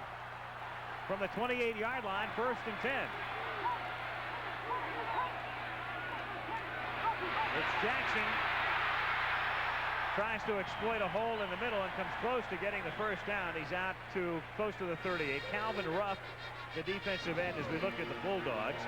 Defensive tackle Henry Williams, 237-pounder. Henry Harris weighs 269. Jake Richardson is a 257-pound senior. Greg Waters, Muddy himself, at 234. Bill Mitchell leads the team in tackles out of Dalton, Georgia. John Brantley, a sophomore linebacker, plays the other side out of Wildwood, Florida. They measure. It's that close, and it's 2nd down. Greg Waters says, don't call me Muddy. Call me Mr. Waters. And Kerwin Bell will do that after last week. And at 6'3", 234, if he wants us to do it, we will accede to his request as well. He's a hoss. 2nd and an inch at the 38-yard line. 11:14 to go in the 3rd period. Auburn leading Georgia 17-10.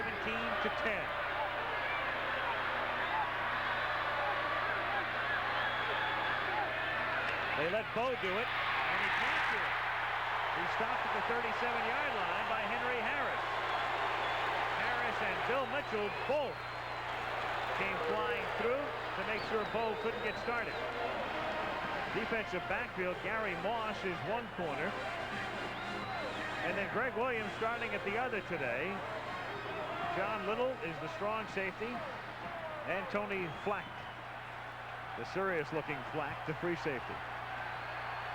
3rd down, game face. 2, yep. 3rd and 2, the crowd rises as one, exhorting the dog defense. And it's Jackson who can't get it. Tony Flack, Greg Williams came up from the secondary along with Mitchell, and they all converged to stop him. Feed these dogs some bully bones. Look at the swarming look of the Georgia split 60 defense here, led by Tony Flack, number 88, Calvin Ruff, number 86. Flack, number 8 in the secondary, was up there very fast. Lewis Colbert to do the kicking. That's a tremendous emotional boost for the Georgia Bulldogs. What they just did. Wobbly kick, line drive, caught at the 23, and run back to the 37 by John Little.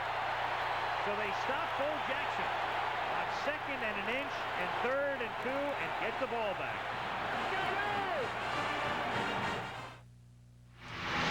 In 1980, 1981, and 1982, there was no runner in college football to compare with this man, number 34, Herschel Walker. The cry here was, let the big dog eat. Eat he did. A lot of yards and the Heisman Trophy in 1982, 40 years after Fireball Frankie Sinkwich had won the Heisman Trophy for these same Georgia Bulldogs. You mentioned 80, 81, 82. There were very few better runners in 85 as well. John Heisman, of course, was the Auburn coach. That was back in 1895 through 1899. So now Walker's alma mater, Georgia, with the football at the 37-yard line. 1st down and a fumble. A scramble for the ball, and Georgia maintains possession. But Jackson ran into McCluskey that time. And the ball came loose, but the Bulldogs have it back. This is just a mix-up in the backfield.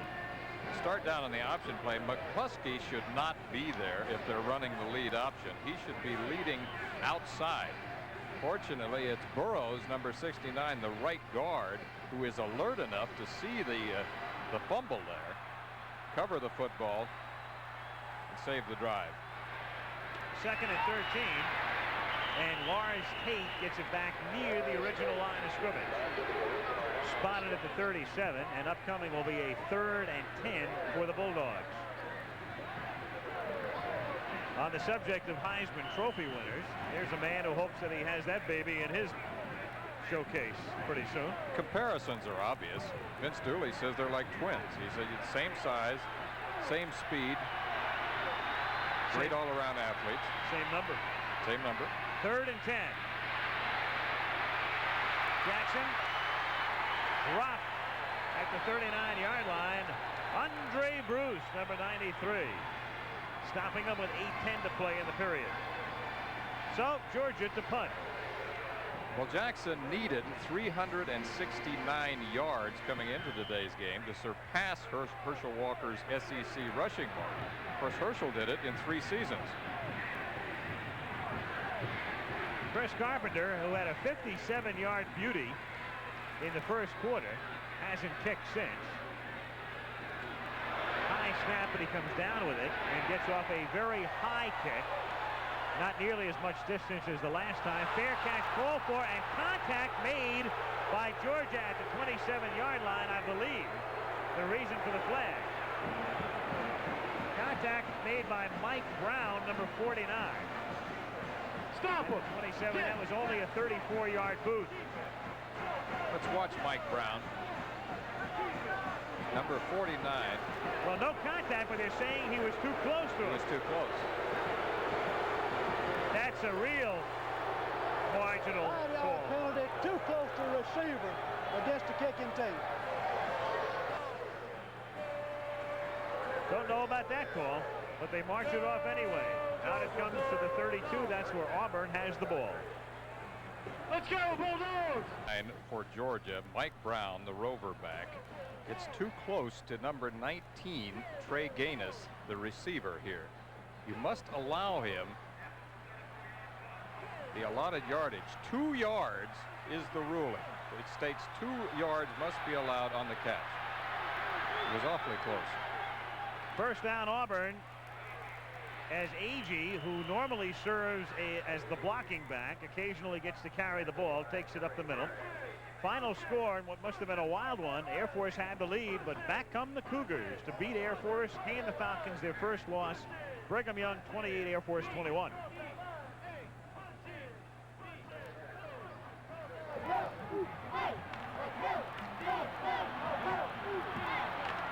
Second down and 6 from the 36. Washington fires complete for a first down to Scott Bolden, who makes his first catch of the day, number 24. And he is out of bounds at the 47-yard line. Just to give you the ruling on that fair catch, no player of the kicking team may be within 2 yards of a player positioned to catch a scrimmage kick while the ball is in the downward flight. The receiver must be given an unmolested opportunity to catch a kick. So it's one of those right on the margin calls. And as it turns out, it only cost him 5 yards. First down from the 47-yard line. Washington hit back at the 43 by Paul Giles, a freshman out of Monroe, Georgia. 6'4", 267-pound freshman. The purpose, of course, of most rules in college football is for safety. When the game first got started back in 1876, there were 61 rules. Today, there are 748 rules with 79 exceptions. I think they do it to confuse announcers sometimes. And about 4,000 different interpretations of said rules. Second and 14 from the 43-yard line. Washington. Nice pass caught by Trey Gaines, and he is out of bounds at the 28-yard line. Trey Gaines, good catch and move, and Auburn has it deep in Georgia territory. Trey Gaines, a junior split end, has been one of the most consistent receivers for Auburn, not normally a passing team. He's running a crossing route here. This is one of Washington's better passes. It's thrown a little bit behind him, but it is into the open area of the coverage. Good job of reaching back in the secondary, and gain is finally run out along the sideline by Moss. First down, Tigers at the Bulldog 22. 5:36 to play, third period. Auburn with the ball in a 7-point lead. Bo stopped. Tony Flack and Calvin Ruff converging. Bo can do. Bo cannot do on that play. Second down and 10.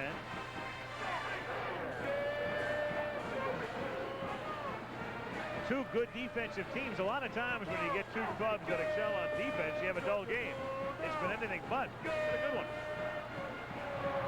Second and 10 at the 23. Jackson again. Nobody can lay down a block, and down goes Jackson for a loss. Ruff and Moss in on the stop, and so Ruff has stopped him twice in a row. Well, the last time we covered a game here in Athens, we had a good one. That was in 1978. 29-28, Georgia Tech. Dogs won on the last play of the game. Amp Arnold, 2-point play. Best game I think we've ever covered on television. Tremendous comeback. Yeah, I think that's the best game, most exciting game we've had in 8 or 9 years. Third down and 15 at the 27-yard line. Flags go down, and the play is dead before the snap, as Henry Harris came bolting through. Unless he was drawn off, that'll be 5 against the Dogs. Bowling Green wins again, and Bowling Green is still unbeaten. Baylor still trying to win a berth in the Cotton Bowl, leading Rice. Texas still has a shot at the Cotton Bowl as well. SMU not eligible for the Cotton Bowl. Team, 5-yard penalty. UCLA trying to go to the Rose Bowl. They've got to beat Arkansas and knock off SC as well. And SC leads Washington 17-13 in the third period. Cougars winning big there. Third and 10 from the 23. Washington screen to Jackson. He's inside the 20, the 15, the 10, and Bo goes all the way down to about the 1. They'll spot it at the 3-yard line. I have called Bo Jackson the premier running back in all of college football, and I think right here you can see why. Not only is he dangerous as a runner, also as a receiver. Look at the open field ability after he gets the ball. Juke step, limp leg, power, speed.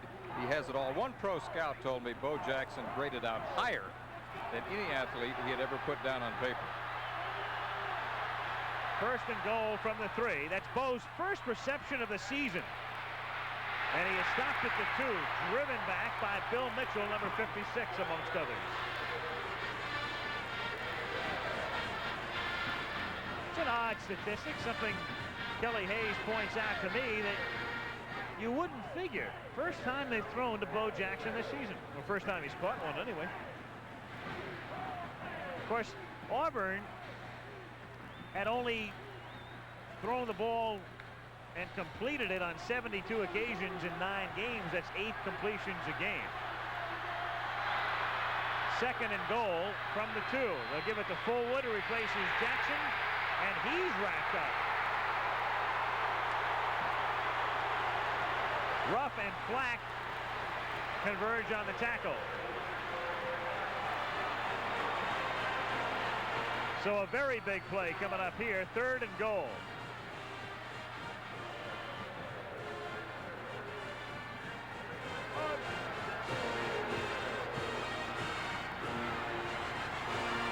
Bo stays on the sidelines. Fullwood is the tailback.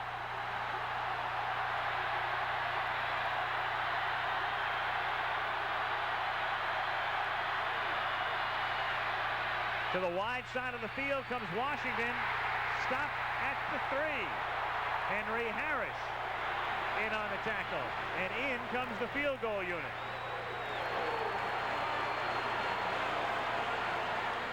This is a big defensive play by Harris as we look from the low angle here on the option play. Momentarily, it appears that Washington has some room, but Harris leads a charge as a whole host of Georgia tacklers settle in to stop the play. Chris Johnson with a little chip shot, 20-yarder, and it's blocked. And Georgia gets it back at the 20-yard line. Rusty Beasley, a freshman. Number 20 is the man with the block.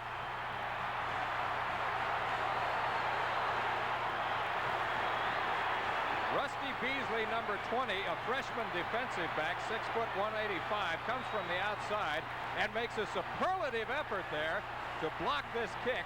And now the momentum seems to be swinging back towards Georgia. Auburn had scored on the last 3 possessions of the first half. The ebb and flow of this one. Georgia has the ball down by 7. Rusty Beasley, the freshman, in his most scintillating moment as a Bulldog. Big block field goal attempt. It's still 17-10. And next week, well, why should 1985 be any different? Every year it's always the same. Nebraska, Oklahoma, a huge one in the Big 8 national telecast for you. 3 o'clock next Saturday, 3 Eastern time on ABC. Bulldogs have it. 1:49 to go in the third quarter. They trail by 7. Worley stopped after a gain of 1.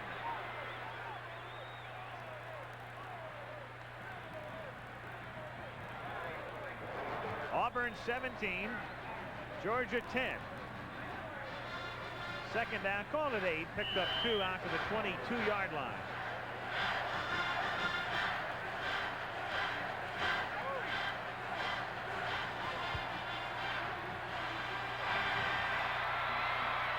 That's Lane in motion.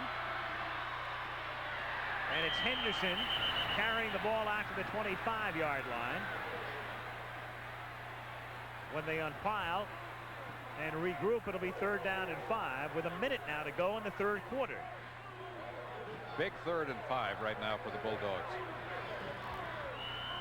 We had a scoreless first quarter. Auburn led 17-7 at the half, and only a long field goal by the Dogs on the board here in period 3. 3rd and 5. Jackson throwing and incomplete. Herman Archie was not inbounds.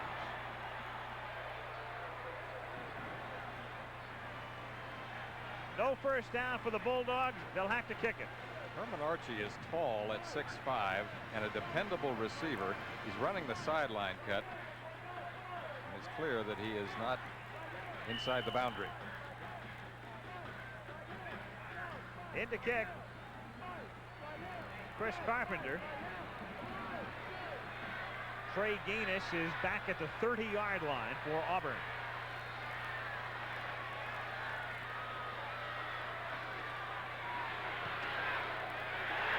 Very deep, beautiful kick. All the way back to the 19 goes Gaines. Tries to come back the other way and is stopped at the 23-yard line. Another great kick by Carpenter. 2 out of 3 for him. 57 yards and a 4-yard run back. And Carpenter's a freshman. You think the pro scouts are looking at him? 57 yards twice today. He's done that in the air, the freshman. Giants and Redskins. A great game normally under any circumstance, and particularly so now with the Giants trying to stay atop the NFC East along with Dallas. And the Redskins in dire need of a victory to keep any hope alive of getting into the playoffs. Monday night.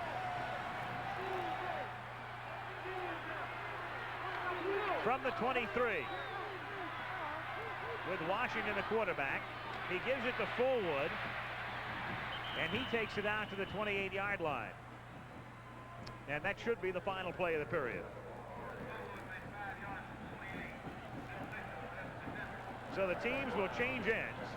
And we're set up for what could be a fascinating final 15 minutes. This one has the earmarks. Auburn leads it 17-10. And we'll be back after this commercial message and a word from your local station. Lee Gross Cup and Al Troutwig in Athens, Georgia. Auburn has the football as we start the fourth period. They have the lead 17-10. And as Pat Washington leads them up, it is 2nd down and 5 from the 28-yard line. Fullwood is still the tailback, and he takes it and scrambles out to about the 29-yard line, maybe the 30, but it will be 3rd down and 3 upcoming. Giles and Mitchell in on the tackle for the Dogs.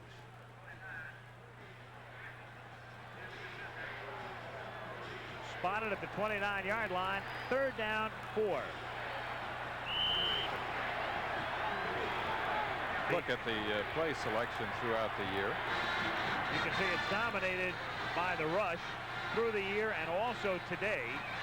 Auburn 33 of 43 plays on the ground today. Georgia 39 of 50. 3rd and 4 from the 29-yard line. Washington throwing back, and at the 42-yard line, the catch is made by Jeff Parks, number 82. Nice grab by Parks on a low throw. One of the things we talked about at the top of the show, and we probably should restate it now, is that Pat Dye indicated earlier that the work of Pat Washington would be very important. He wanted to get some effective passing to balance out the running attack, particularly the intermediate, the high percentage passes. That time he was right on the money, throwing to Jeff Parks, number 82. Washington is now 5 of 11 for 93 yards. That one nets 13. Washington pitching back to Jackson. Bo cannot turn the corner. Stopped to the 46-yard line. Greg Williams and Tony Flack making the stop. Earlier we showed you a graphic illustrating that Jackson has been far more effective in terms of yardage gained in the first half and the second half. That's somewhat deceiving, though. It really doesn't indicate he's getting tired. What it indicates is that early on this season, when he was having those big games, he was coming out early in the 3rd period on a couple of occasions, and thus his numbers are shifted toward the first half, overweighted in that direction. 2nd and 7. Washington, nice move to throw it to Jackson, who gets into Georgia territory, the 40, the 30-yard line, and Bo gets to the 25. And Jackson, who had not caught a pass in 9 games this season, has caught 2 in this half. And again, it's the screen pass.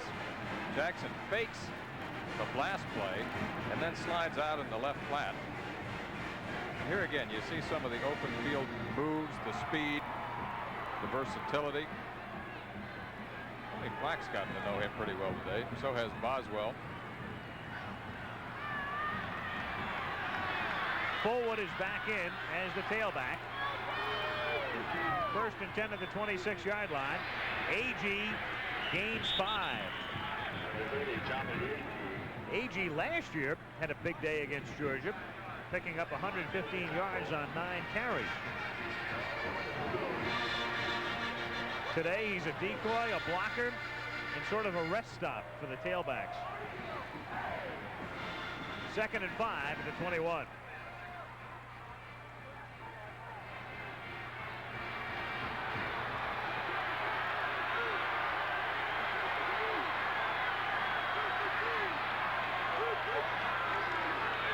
Fullwood run out at the 15-yard line, has the 1st down. 1st down, Auburn. From this angle, you can get a sense of the quickness of Brent Fullwood, the backup tailback. One of the things Vince Dooley says is that the bad news is when Bo Jackson is out of there is that Brent Fullwood is in there, and vice versa. So you have a real tandem of tailbacks there. Between them, they have over 2,000 yards rushing coming into today's game. Fullwood with another year of eligibility. He'll be back next year. Jackson won't. From the 14, Fullwood again. Gets inside the 10. Good move. He was almost tripped up at the line of scrimmage. Winds up getting about 8 to the 6-yard line. It'll be 2nd and 2. From the power eye, Fullwood takes the ball with some depth, and now it's like a triple option for the tailback. He can go inside, he can go straight, or he can go outside. He breaks a tackle there, another one there. Really throws a surge there, and it's John Little, the rover back, number 19, often compared to Terry Hogue, who ultimately makes the tackle. One of the Bulldogs is injured. Cannot pick out exactly who it is for the moment. But the clock is now stopped with 12:02 remaining in the game. And the Georgia defense, which did a scintillating job the last time Auburn got down deep, stopping them. And the injury is a minor one to Greg Williams, who's in there because of other injuries. Miles Smith replacing Tony Flack. Flack playing Williams' spot. And they've had a shift and juggle and the rest of it as you look at some of the scores involving top 10 teams. Iowa and Purdue, look at that one, 24 all. Iowa trying to capitalize on Wisconsin's upset of Ohio State. 2nd and 2. Here's Bo. In for the touchdown. That looked like man against boys. Put the helmet down and see you later.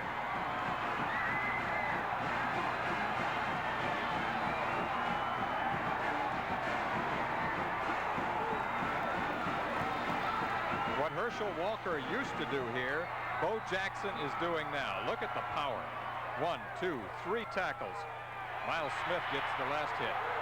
Chris Johnson kicks the point after, and the Bulldogs are in a big hole again.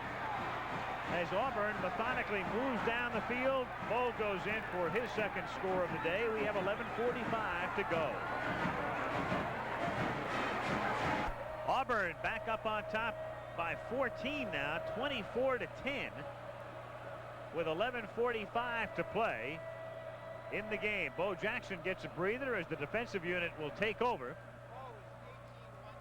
Bo has carried the ball 18 times for 116 yards and 2 touchdowns. And he's also caught a couple of key passes today.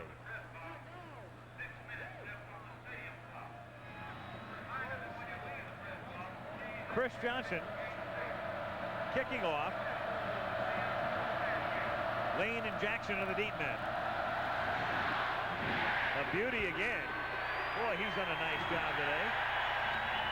Johnson booting it all the way through the end zone, and he's a freshman. We've seen Johnson, the freshman, and also Crumley, the freshman, have their moments.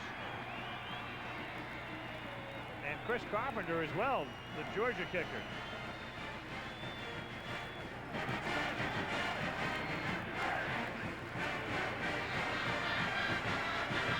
First down Dogs from the 20-yard line. James Jackson, the quarterback. He sends Lane in motion. Lane comes back the other way, and then Lane is at the receiving end of the pass, but gains only 1. Arthur Johnson comes up to make the tackle. There are the numbers on Bo. And remember that he spent most of the week in the training room, as we said at the top of the show, recovering from a deep thigh bruise. That's the same injury he suffered as a freshman. It cost him a game and a half then. Made a strong comeback. 2nd and 9 from the 21-yard line. Tron Jackson on his first carry of the day gets to the 40. He would be, if you had a depth chart, the number 5 running back. I like Tron Jackson. I covered him last year in a ball game against Alabama where he was very effective. It's a sprint draw. It's just a matter of using his speed as he gets to the outside before Tom Powell, the free safety, brings him down in the secondary. That's pretty good for a third-string tailback. First down, and Jackson hits Archie, and he's into Auburn territory and out of bounds, stopping the clock with 10:51 to go. Little switch in the tempo of the game now for Georgia. They've got to start throwing the ball a little bit more on 1st and 2nd down and step up the action, because with 10:51 left and trailing 24-10, they can't worry too much about establishing the running game. Bulldogs at the 48-yard line, 1st and 10. Little swing pass is incomplete, intended for Tron Jackson. 2nd down and 10. Let's go back after a scoreless first period. Review the scoring for you. Johnson kicked that 49-yard field goal, 3-0 Auburn. Then James Jackson took it in from 3. Georgia had the lead, but Bo with that 67-yard run, 10-7. And then Weigand on a beautifully conceived and executed play made it 17-7 at halftime. Third period, Crumley kicked a 50-yard field goal, 17-10, and Jackson ended Auburn's last drive with a touchdown scamper. So it's 24-10 as James Jackson takes the ball to the 44-yard line. It'll be 3rd down, 6.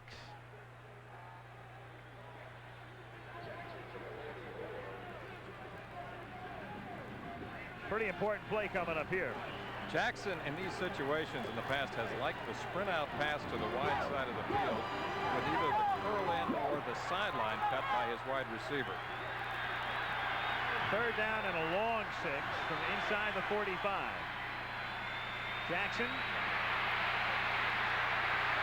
scrambling, looking for the first down, and came very close to getting it. Close enough that it makes the tackle. A little bit of improvisation, and he gets to the 38-yard line, and it will be either a 4th down and inches or a 1st down. We'll have to wait and see. He appears to be shot, and he is. Half a yard. And Georgia wants a measurement. So the Bulldogs will have it with 9:41 remaining in the game and 4th and inches. This is when you'd love to have Bo Jackson in your backfield. Or Herschel Walker. Yeah. Or Red Grange. Frank Sinkwich. Pretty good scramble, though. Of course, this is the home of another former scrambling quarterback. Once future colleague, Park. Sir Francis. Sir Francis. 4th down. And a yard or less. From the 39. To Worley. He's got it. He gets to the 37-yard line. Pat Thomas makes the tackle, so the drive is still alive with 9.5 to go in the game. I like that call on 4th and inches. Go to the pitch instead of the pure power play because it gives him a chance to either cut back or stay wide. Good cutback running that time by Worley. 1st and 10. Bulldogs at the Tiger 37. Lane in motion. The fake pitch to Worley. Jackson going deep for the end zone. Knocked away.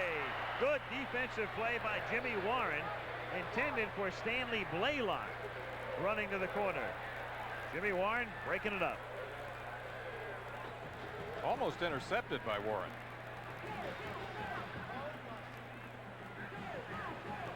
So on 1st and 10, they go for it from the 37-yard line.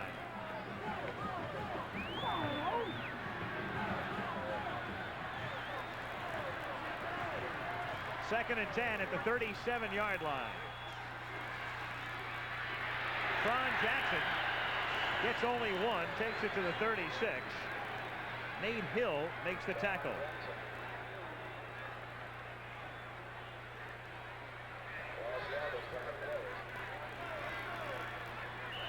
Third down and 10 coming up.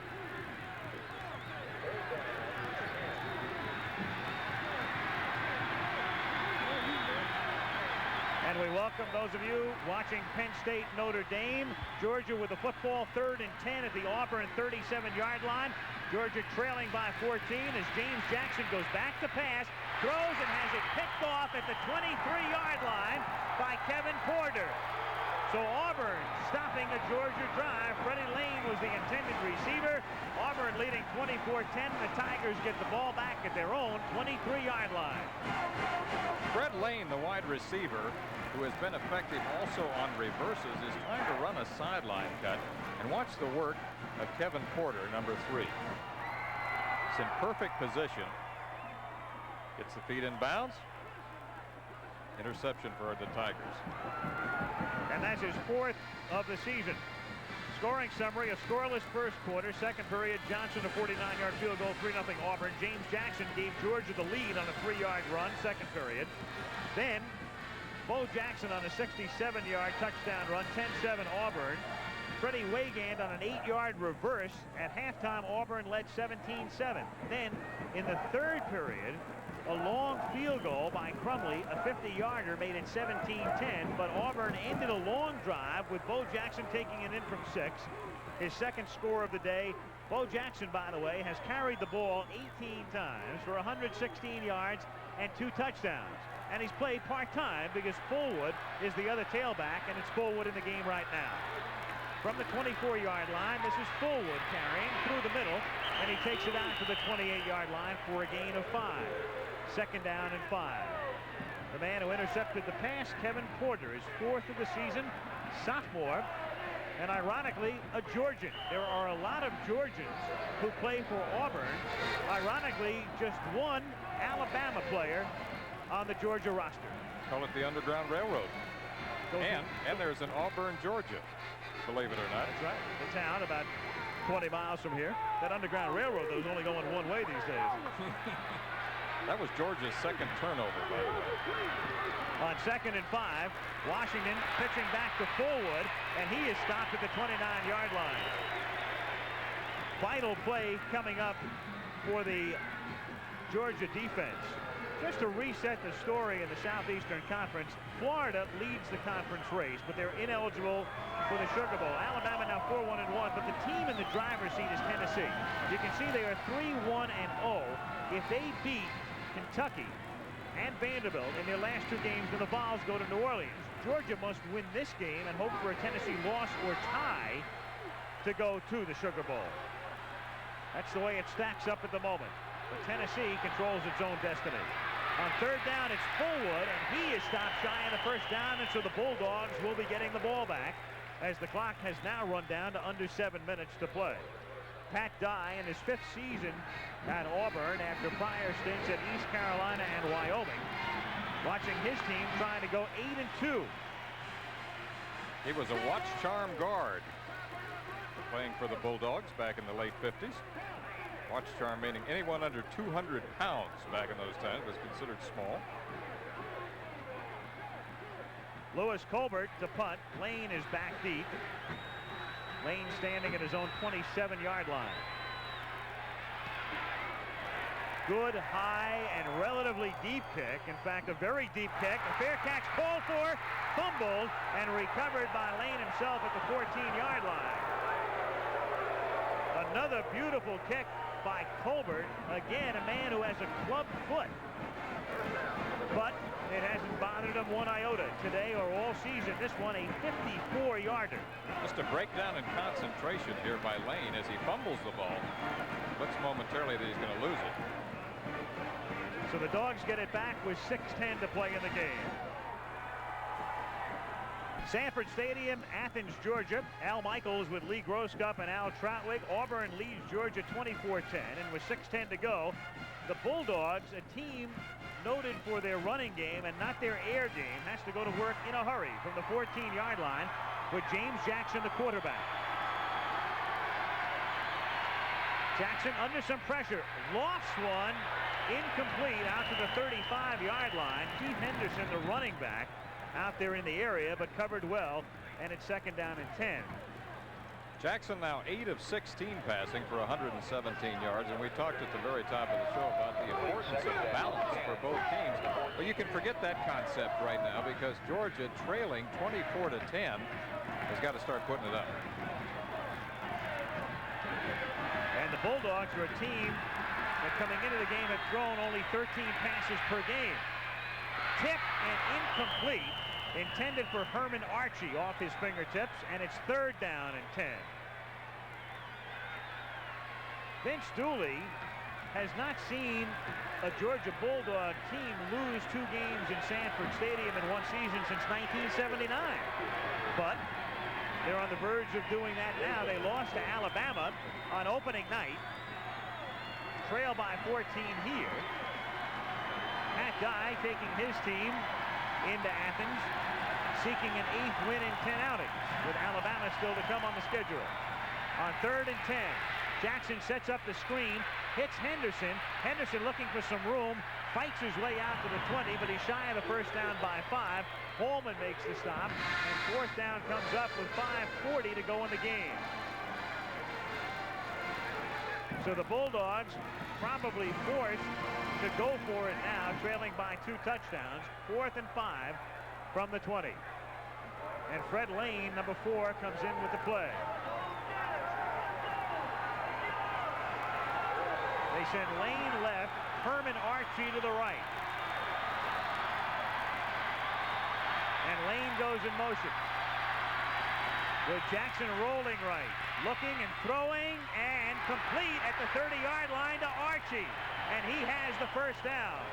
So Georgia stays alive, just barely. Arthur Johnson nearly picked it off, but Archie was able to make the grab. 5:06 to go. This is a clutch pass on 4th and 5 as Jackson sprints to his right, looks to his wide receiver Archie, who is 6'5" and is curled back to the outside. Kevin Porter is there, but he gets in front of him for the valuable first down to keep the drive going. From the 30-yard line, Jackson throwing over the middle, man wide open. That's Hockaday. Inside the 45, takes it to the 41 of Auburn. 4:47 to go in the game. Hockaday, who dropped an easy pass along the sideline earlier, is running a deep curl-in route from his wide receiver position on the right. He works in front of Kevin Porter, number 3, takes the ball and turns back to the outside for more valuable yardage before Tom Powell, number 9, gets in for the final hit. 1st and 10 from the 41 of Auburn. Tron Jackson on the ground, and he scrambles to the 30-yard line, and that's a first down. 4:39 to go. The clock momentarily stopped with a first down. For the record, Georgia has all of its timeouts left, but that won't matter until the next drive. They've got to get in this time first. They've got to score quick to get the ball back and score again. 1st and 10. Dogs from the 30-yard line. Jackson steps up, throws, and it's incomplete, and interference is called on Tommy Powell. He was all over Troy Sadowski, and the Bulldogs get a big break. Tom Powell, number 9, the best athlete in the secondary, is covering Sadowski, number 87, who's working down the middle, trying to get in front of the safety man. I think it was clearly interference. 2 flags, in fact. And here's the call.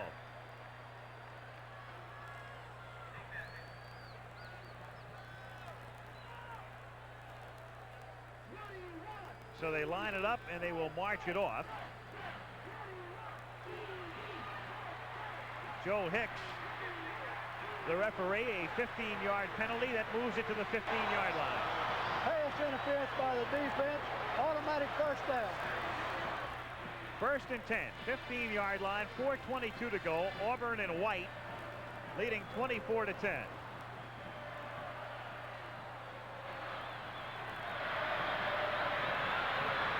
Lane and Archie are both to the right. Jackson looking for the sideline and at least got out of bounds, and that stops it with 4:15. Run out by Pat Thomas and Russ Carricker. Next week, as usual, Nebraska and Oklahoma in a huge one. Nebraska 2nd in the country, Oklahoma 6th. 1985, no different from other seasons. When it comes to Nebraska against Oklahoma, you'll see it at 3 Eastern time next Saturday. 2nd and 11 from the 16-yard line. Jackson looking for the end zone, and Archie has it knocked away. He was bumped on the play. The crowd wants interference, but Warren was making an effort for the ball. So no flag. 3rd down.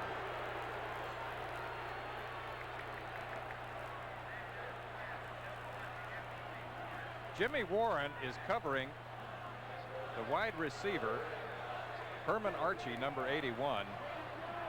They both have a right to the football. Jackson is now 11 out of 21 for 162 yards as Dooley watches a 3rd and 11 from the 16-yard line, and they keep it on the ground. Give it to Henderson, who slips at the 12-yard line. So they tried to fool him, kept it on the ground. Now 4th down coming up, and timeout called by Tron Jackson because it's 4th and 6. and they better make sure they've got the play in sync here with 4 minutes exactly to play in Athens, and Auburn leading by 2 touchdowns. All 11 Auburn defenders as a unit went to the sidelines to consult with the defensive assistants and Pat Dye to talk about stopping a 4th and 6 upcoming here with exactly 4 minutes to go in the game. Meanwhile, Penn State stretching its advantage 36-0. About 9 minutes still remaining in that one, so at the end of this one, which figures to end before the game in Happy Valley, we'll send you back to State College for the balance of that fray. Penn State has been winning ugly. Today they put some beauty into their attack. 4th and 6. Georgia from the 12 as Jackson looks for an open man, throws, complete. Juggled by Cassius Osborne, who couldn't hold on. And so the Bulldogs give up the football. They'll have to take their timeouts, the 2 remaining on defense, and hope to get it back again. You've heard that this is a game of inches? Well, believe it. Cassius Osborne is this close to having a touchdown.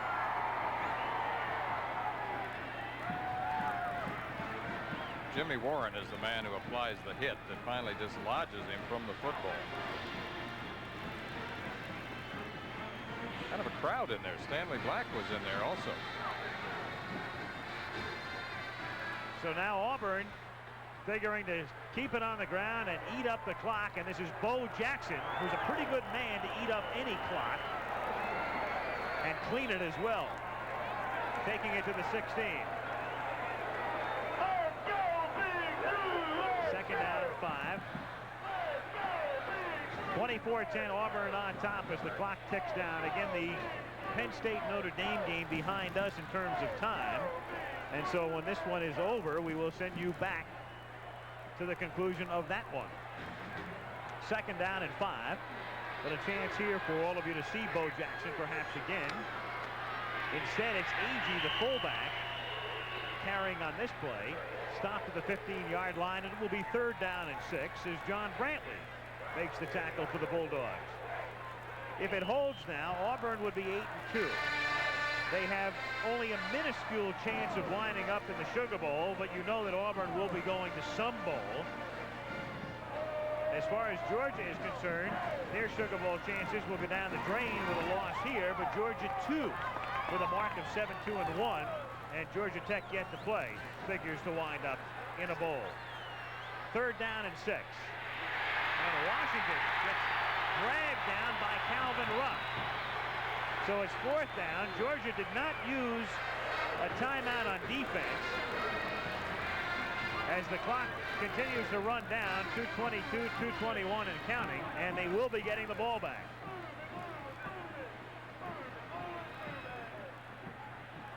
Lewis Colbert out of his own end zone to kick. 10-man front, so they'll try to block it as they send him charging, but he gets it away. And a fair catch is called for and made at the 46-yard line by John Little. Bulldogs have it there in Auburn territory. 1:59 to go. 24-10, Georgia with the football at the Auburn 46-yard line. Let's go back to the second quarter. Here was Bo Jackson with Georgia leading 7-3, breaking a tackle, slipping another, getting into Georgia territory and scampering 67 yards for what turned out to be his first touchdown against Georgia in 4 years. And it was vintage Bo because you saw the speed, the power, and the broken field running ability. Wayne Johnson is the new quarterback, a freshman, as Dooley tries another hand here. He sets up the screen and throws it short, intended for Tron Jackson. Wayne Johnson, if he looks familiar to many of you, was the starting quarterback in the opener, the game that we televised Labor Day night from here. He started the first 2 games, and then James Jackson took over, though Johnson has seen a good deal of action. And he would arguably be the better passer, just slightly. 2nd down 10 from the 46. Johnson with a deep drop. and a lot of protection, and throws complete, but only a minimal gain to the 43-yard line. Jackson again makes the catch. Tron Jackson. Clock down to 1:39. College football scoreboard will be coming up. We'll be filling in on everything that's happened thus far. 3rd down and 7 here with 1.5 minutes. Johnson scrambling under a lot of pressure, throwing and finding the open man at the 34-yard line, Herman Archie. That's his 5th catch of the day and a 1st down. So Georgia staying barely alive. Archie coming into the game had caught 4 passes all season. Georgia does not throw much. Their leading receiver, in fact, had caught only 7 all year, and Archie today has caught 5. But that's what happens when you play catch-up.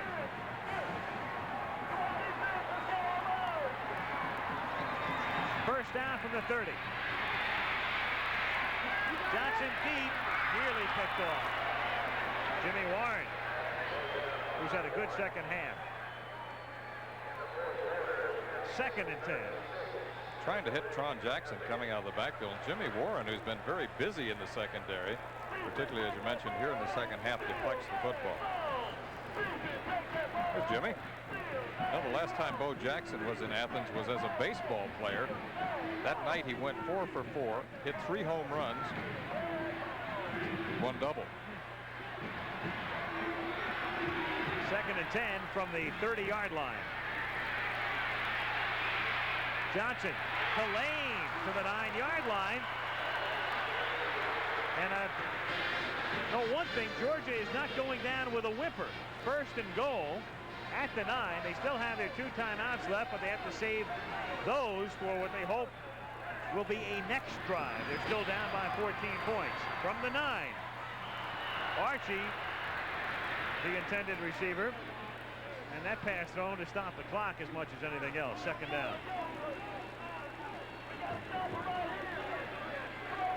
2nd down, goal to go. Georgia with the ball at the 9-yard line. Auburn coming in a 2-point underdog, leading 24 to 10. Bo Jackson's had a big day. The defense has turned in some key plays, and Georgia forced to play catch-up. 2nd down, goal to go. Johnson for the end zone, incomplete. Freddie Lane had a couple of defenders out in front of him. 3rd down. Freddie Lane, number 4, the flanker back on the right, is the intended receiver. As Johnson sprints out, he's covered by Warren and Powell in the secondary. It looks momentarily that he might be open. The ball is thrown just beyond his grasp. Potentially, it was a touchdown. 3rd and goal now. The freshman Johnson back to throw. Incomplete. And so it's 4th down. Herman Archie was the intended receiver. And that time, the defensive line put some pressure on Johnson. So Johnson, arriving late, is now 3 of 9 passing for 37 yards.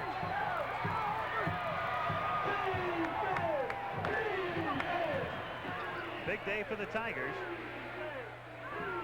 And on 4th down now, Georgia, even though it was an incomplete pass and the clock has stopped, must take a timeout to discuss their options.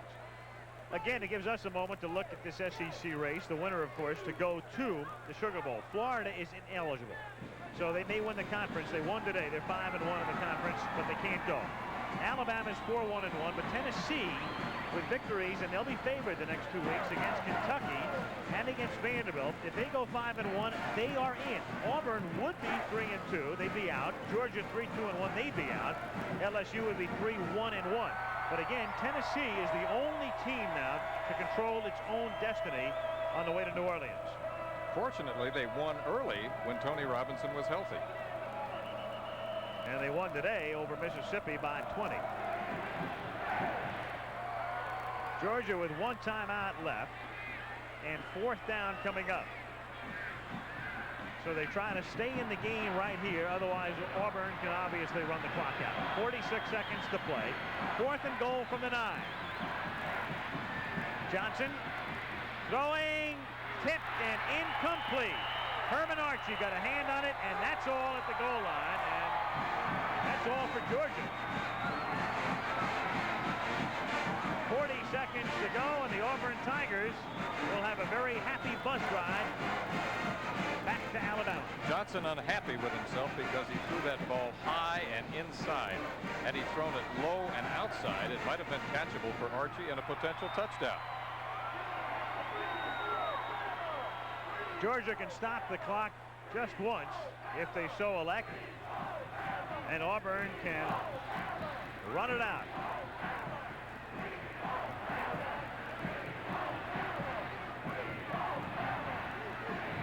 Washington has gone all the way at quarterback. Puts his knee down at the 7-yard line. And the Bulldogs, at the moment anyway, not electing to use their one remaining timeout. It's all academic anyway. As the Auburn Tigers will go 8-2, a team that many thought would win the national championship. But they were upset early by Tennessee, beaten a couple of weeks back by Florida. Vince Dooley will watch his team lose for the first time since opening night, when Alabama, in that wild ending, came from behind to beat him. Shula leading the team down the field at the very end after it looked like Georgia on a blocked punt had won the game. Since that time, they have gone 7-0-1 with the tie against Vanderbilt, and a very happy Bo Jackson will join his mates on the way back to Auburn, where they will prepare for their battle in a couple of weeks against Alabama.